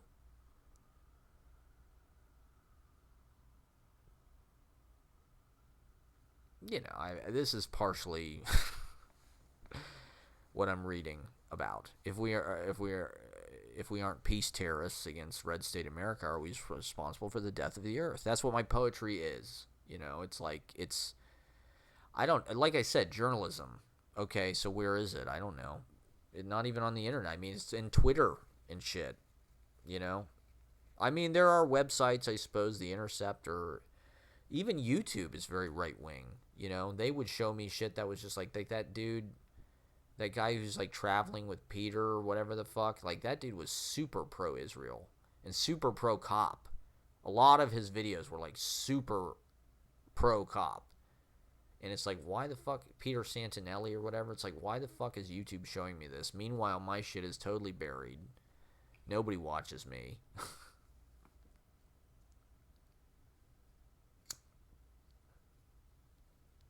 my nuclear clock right on the fucking screen. Super intense because we're just in this intense situation. I hope this angle looks good. I don't know. Should I change it up a little bit? We've been going for a little while. Let me move the camera slightly. Just to refresh the eye. Let's try it over here, maybe.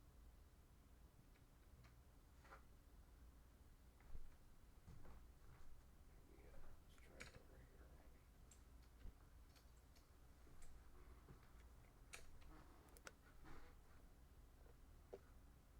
that's good. Fantastic, man. Fantastic. See? It's all DIY. I literally DI the fuck out of the Y. That's all I DIY. DIY.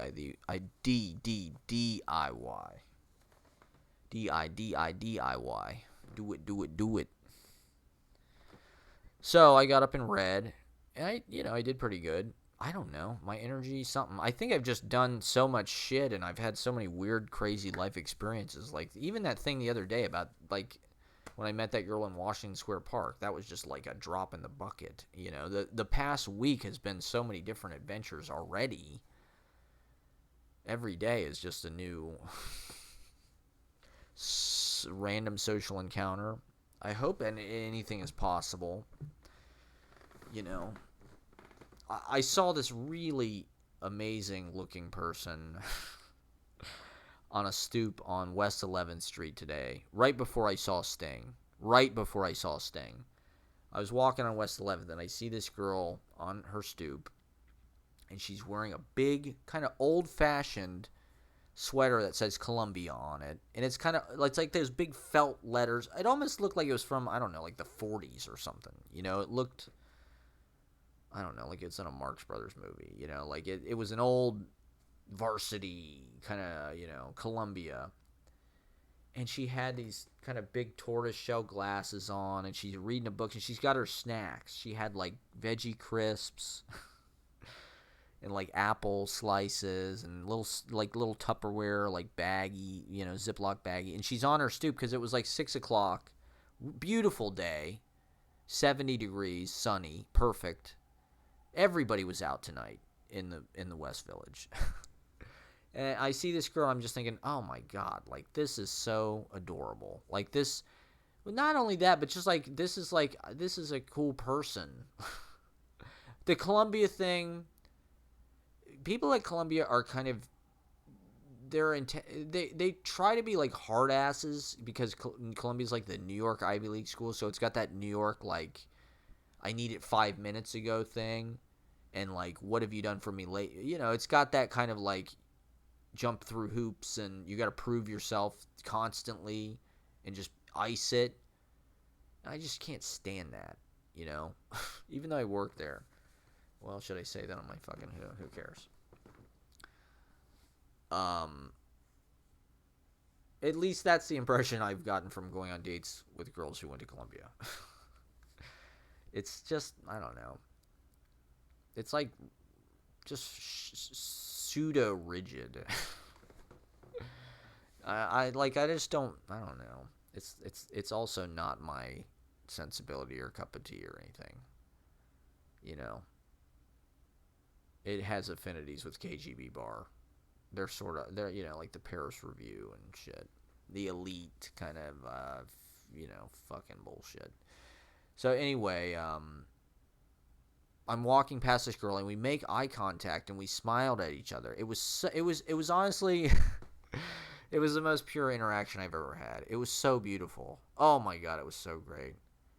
It was just wonderful because there was mutual recognition. I recognize like this girl's cool. She's reading. She's on her stoop. She's smart. She went to Columbia. She's got her snacks. Like, oh my God. And I wanted to talk to her so bad. I was like, it's just like I'm in that moment constantly where I'm just like, I'm almost ready to tip over and talk to somebody. And sometimes I do, like the girl in the park the other day, I had a nice interaction with her and people at the reading, talking with them. It's scary. It's a lot of work getting in a social interaction, but I think we're all hungry for that. I mean, should I be doing that with my people I know and things? I mean, Uh, I was trying to meet up with my friend Jenna. She didn't respond to me.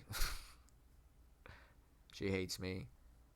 And then I have been doing work stuff and this and that, so I don't know.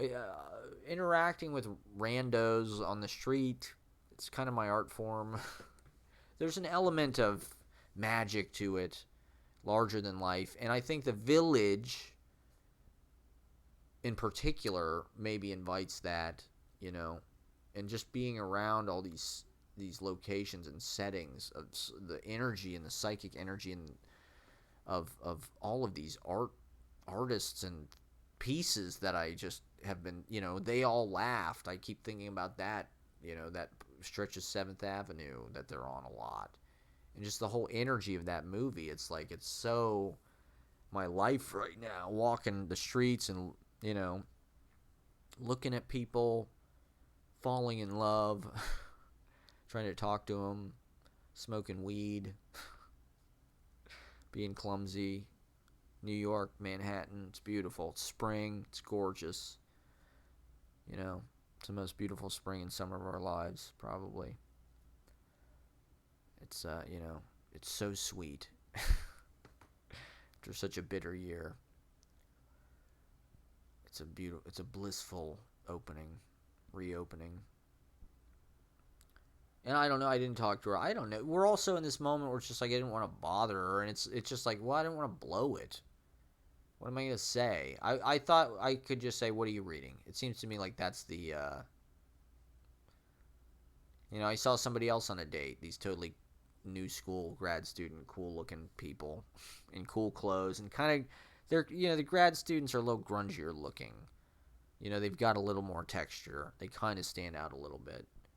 Their hair's, a little more unkempt. Their clothes are a little more, coffee loungy, teacher's loungy, crash, living in a fucking college house.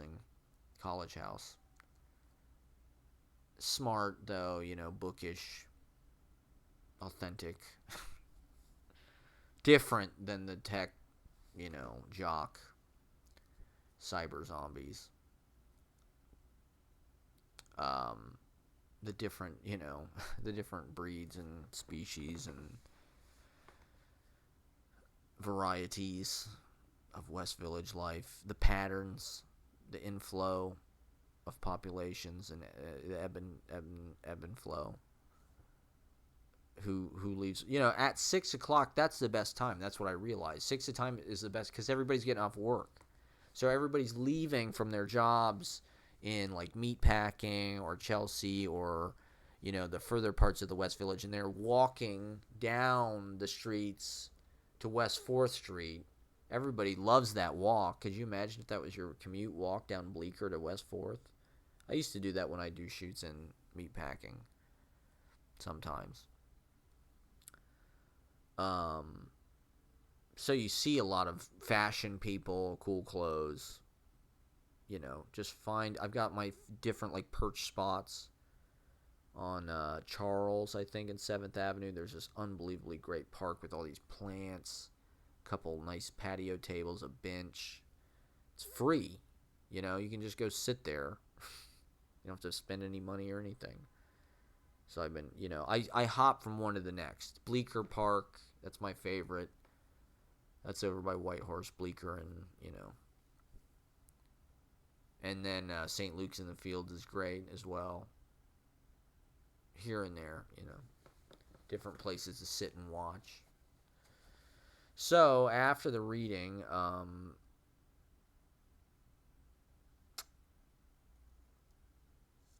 we start talking. I start talking to this really nice guy, Jonathan, a poet.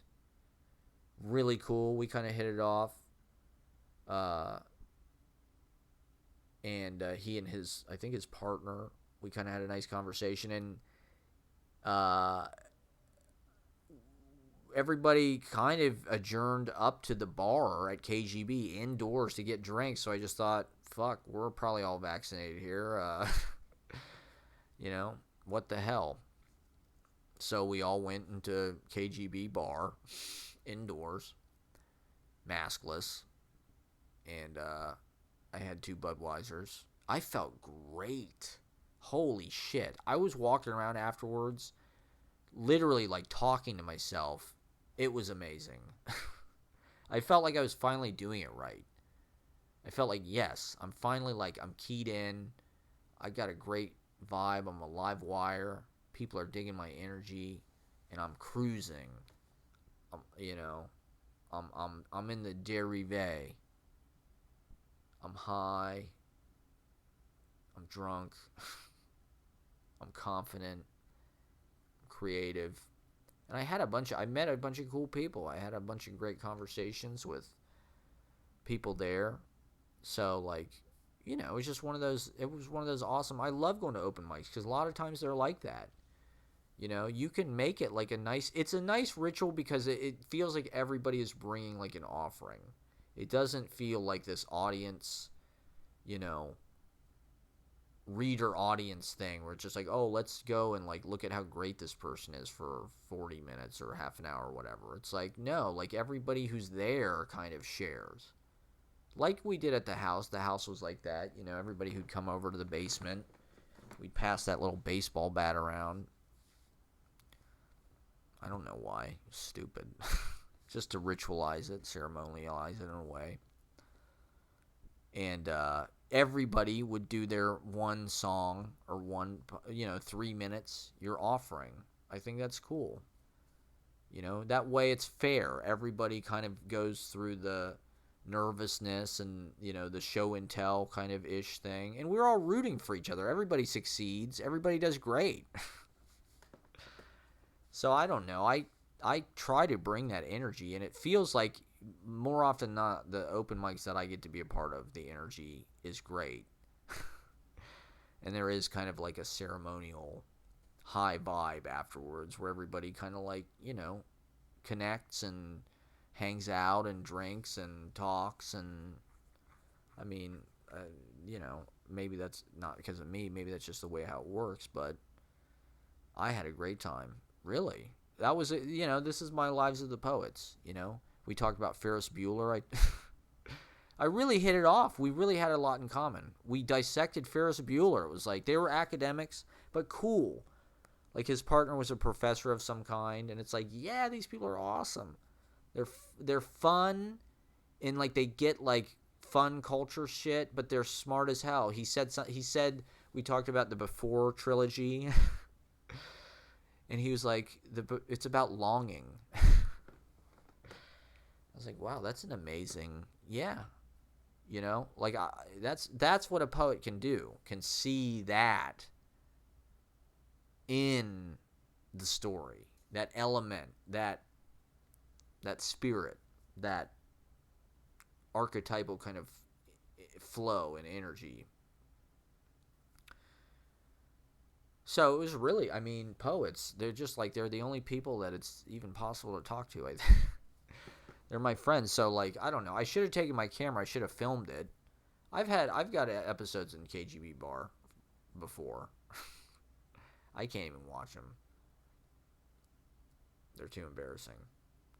But I've had great time. I've had a whole life cycle at KGB Bar. I've had a whole life experience there through the open mics. For the last 5 years. So, that's one thing I like about my life is I've been able to I've actually have had a whole kind of learning curriculum and I've been through it a little bit. I do feel like when I do these open mics, I bring kind of a seniority and like a,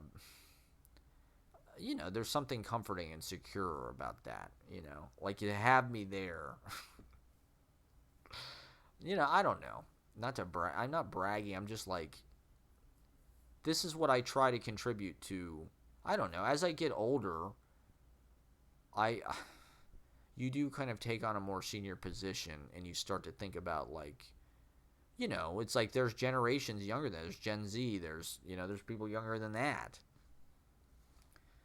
So it's like, how do we fit into this? We're older. We're, there's maybe a little bit, you do gain substantiativeness, I think. Substantiation, maybe. The trials, like I don't have clout. I don't have on paper anything that's like gonna win me attention or just like immediate respect, and deferral. But because I have been through a lot of experiences and kind of, I don't know, suffered emotionally a lot for what I believe in and figured out my own way and just trust my own ideas about it, I do feel like I have body. I bring that. That's in the reading. Just because I didn't feel like I really blew people away, I didn't really go for it. I didn't get crazy or anything. I just kind of, it was nice. It was imbued with good energy and like flow, but I didn't go buck wild like, maybe I would have liked if I'm really in it. But I think because everybody was, like I said, they were all nice afterwards. People told me they loved my work. That doesn't happen that often, to be honest. Like,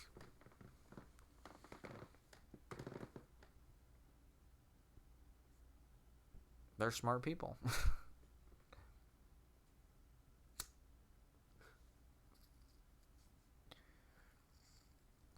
So I made new friends. I was on the KGB Bars fucking Instagram today. They shared me talking about how we need to be terrorists against Red State America. So that'll be good. The FBI will see that. And, Zuckerberg will put me on a list. He's the new J. Edgar Hoover. Facebook's the new FBI.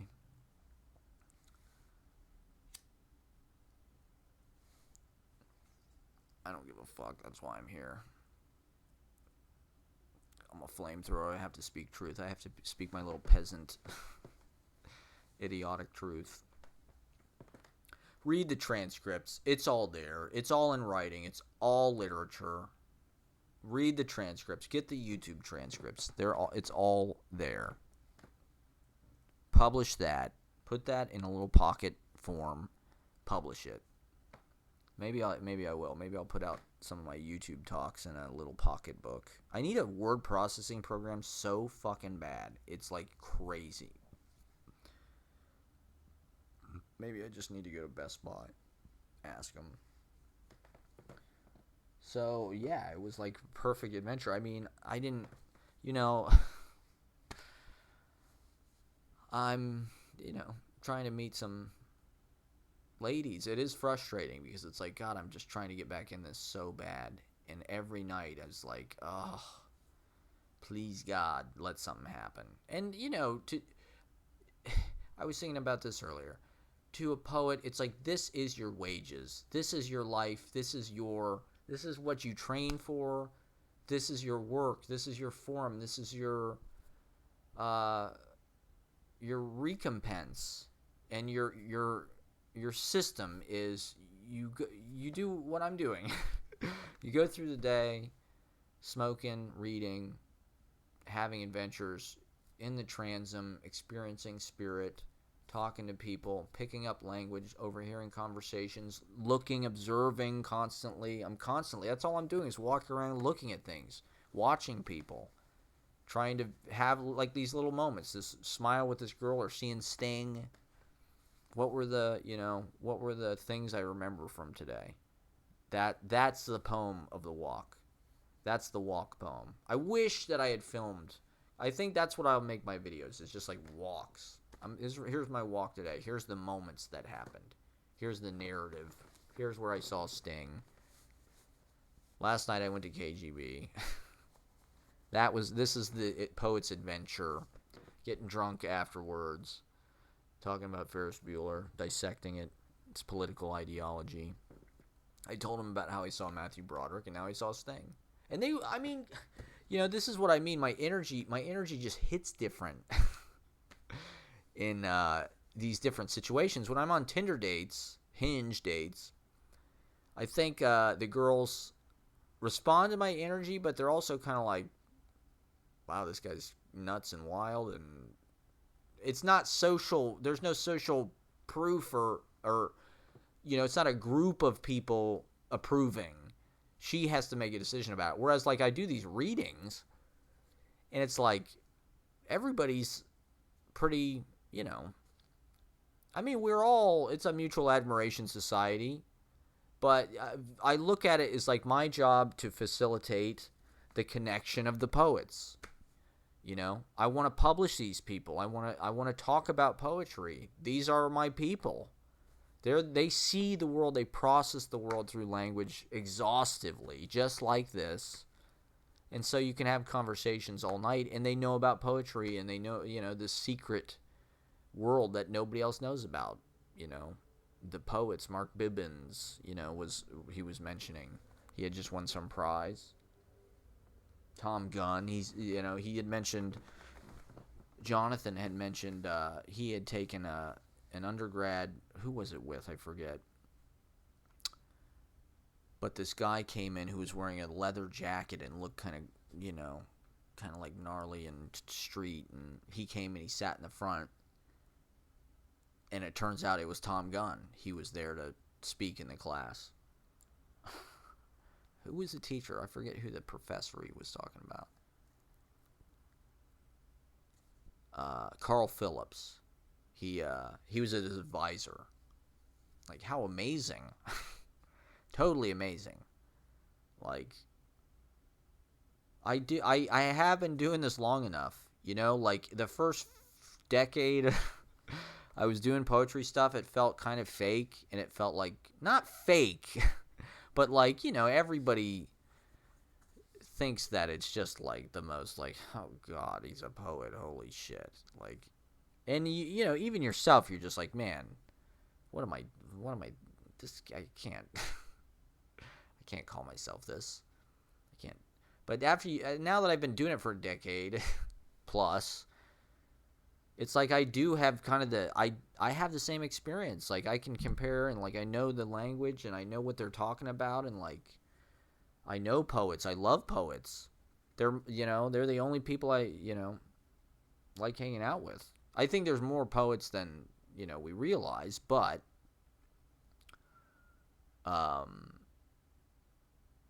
this is my dream, and this is what I'm here for. Being in the KGB bar. The bartender was telling us to read Tadeusz, Polish writer, epic from the early 1800s. Tadeusz, Tadeusz something. Forget the first name.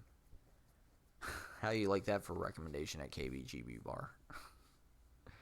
It's a great place. It's a classic place. So this is another chapter in my life at KGB bar. We've gone 2 hours. All right, we'll probably wrap it up. Do I need to talk about anything else about happened last night? So yeah, the wages of being a poet. You go out, you spend all day gathering language, masticating language, spitting it up. The chemicals in your mouth kind of, turn it into like some kind of paste. You spit it up like some kind of weird insect. Don't caterpillars do that or some shit? You walk around. You take it easy. You use your imagination. You dream your way through life. You do things you're not supposed to do. You're romantic. You have a huge heart. You fall in love. You write poetry all fucking day. You read poetry all fucking day. You hang out with your friends. You play music. You play your heart out. You listen to music. You eat great food. You taste it. You walk around looking at beauty. You look at paintings. You go to the art galleries. You look at fucking paintings. You look at sculpture.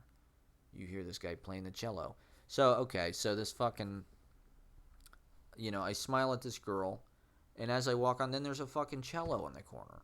It was just an amazing little 3 blocks. Like, literally, my heart leaps because this girl smiles at me. Maybe I should have said something. Maybe we would have hit it off. Maybe it would have just been magic in the air. But this dude always plays cello in the corner. I forget. I don't know. That's West 11th and maybe West 4th. I I think that's right.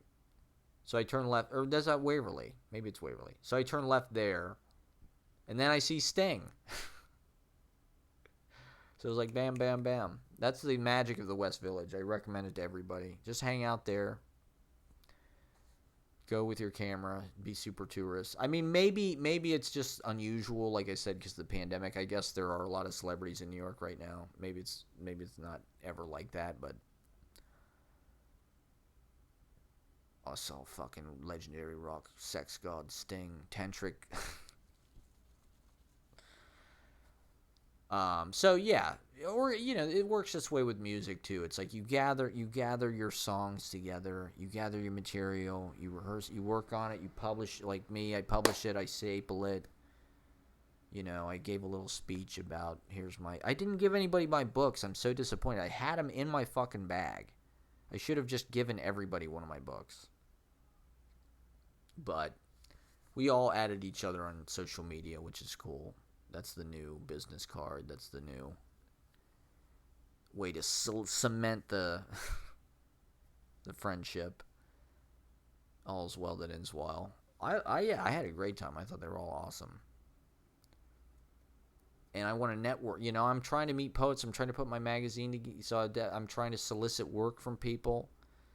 That's one reason to do it. I want to hear the new voices. And I just trust it. If they're cool people, like they're smart, I'm sure they're good poets. I'm sure they are. They're in New York. They're at fucking KGB bar. Like they're pretty fucking smart and good, I'm sure. So I'm soliciting work.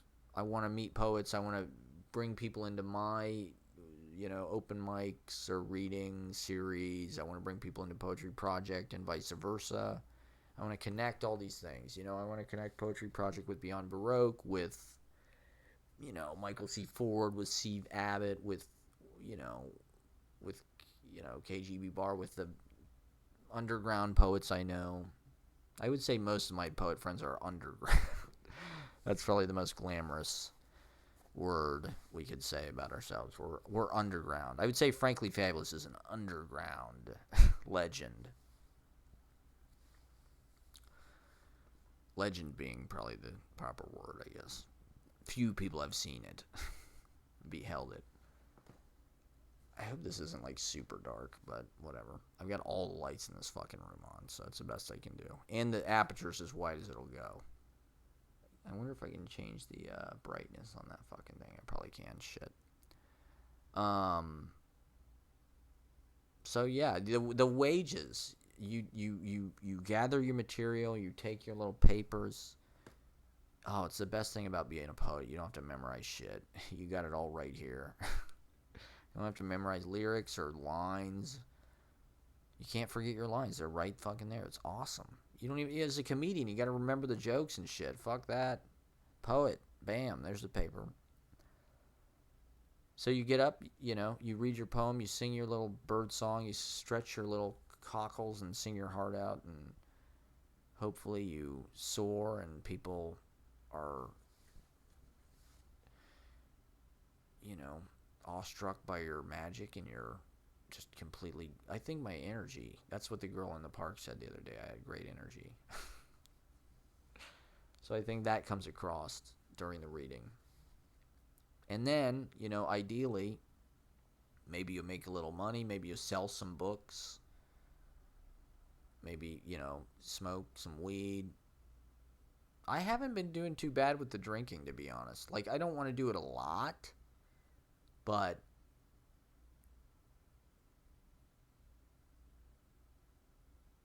once a week hasn't really been that bad, even having beers and shit. Like, it's not great, but we're making up for lost time. Yeah, so you get your little. This is the system. This is all we expect. But it's beautiful. It's holy. Ideally, maybe somebody falls in love with you, and you get that too. Trying to break through with that. Last night was great. It was, there was some beautiful energy and new friendships. People opened up with their poetry, poetically. And I stayed pretty much longer than everybody else and walked home. Did I do anything after? I think I was so fucking hungry. I didn't have any food. Everything was closed. I tried to go to... God, I walked all the way to the burrito truck. I wanted to get that burrito truck on 7th Ave and Christopher and West 4th and where that Chase is. That's a great burrito truck right there. $8 burrito bowl. But they were gone. It was too late. It was like, what, 10:30. It was kind of early. 10 or 10:30 on Monday night,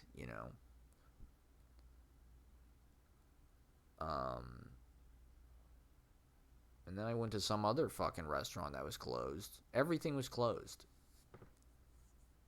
Oh, I went to the place I ended up going tonight, which was like this. It's like a burrito place. It wasn't. If I could eat whatever I want, it would be good. But they wouldn't make me a burrito bowl, which I found insane. Like, seriously, you can't just put. You have bowls.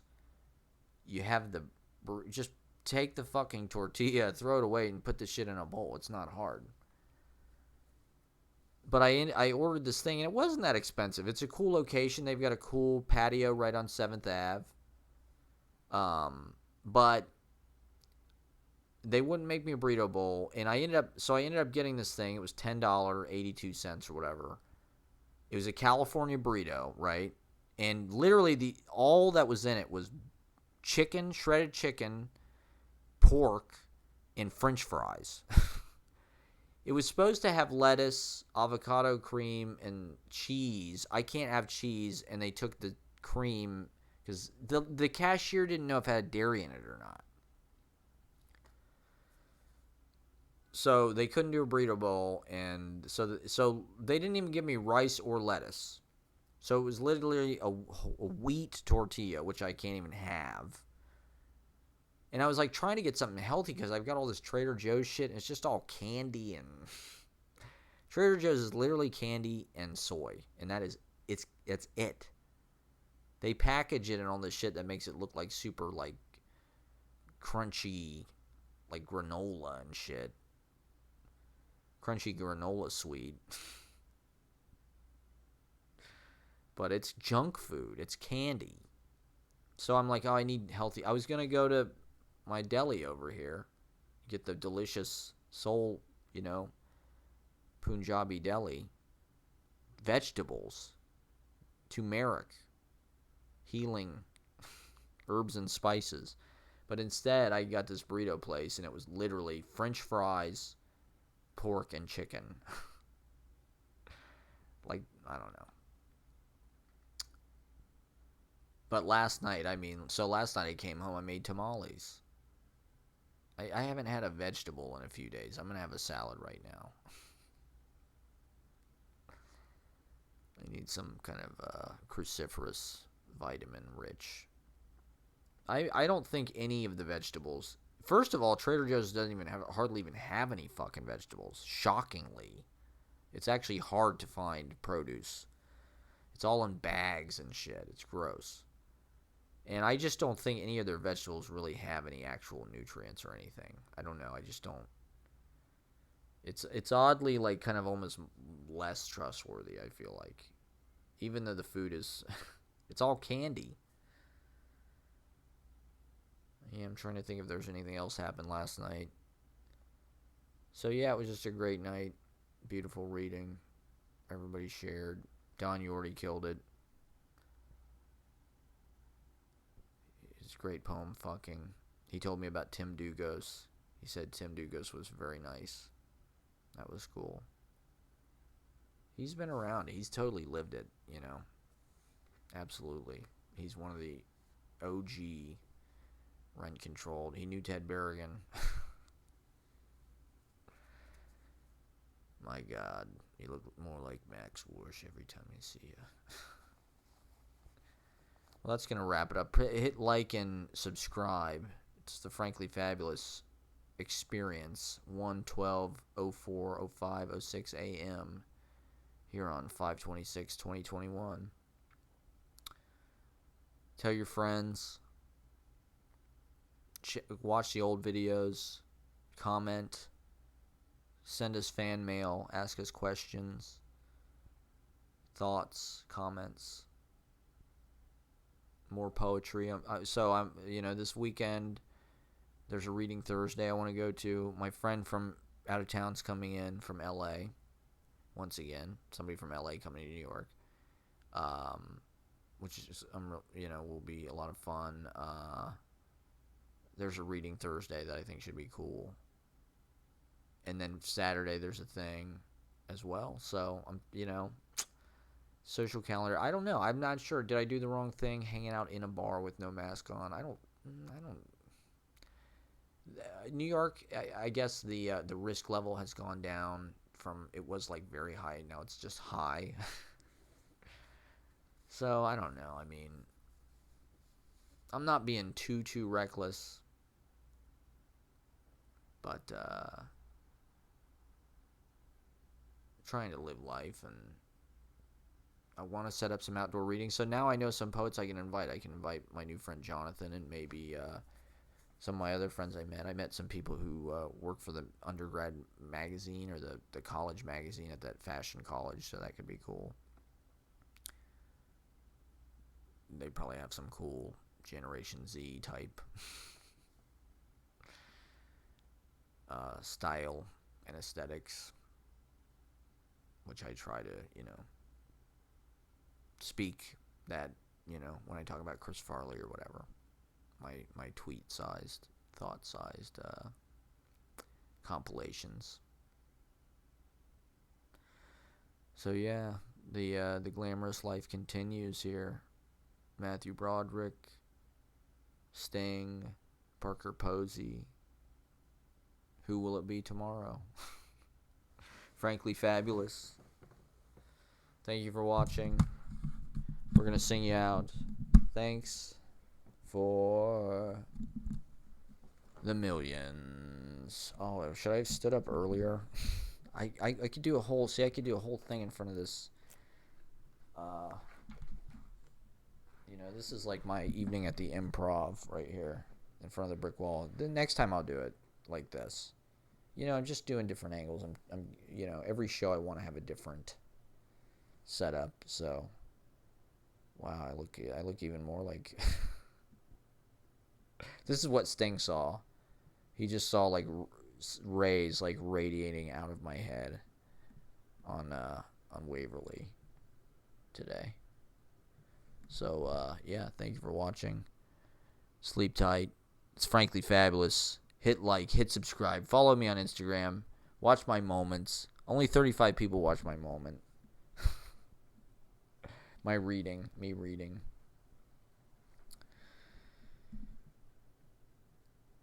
Like, subscribe. I mean, what the fuck is wrong with you? Subscribe. Tell your friends to subscribe. This is so worth subscribing to. Oh my God.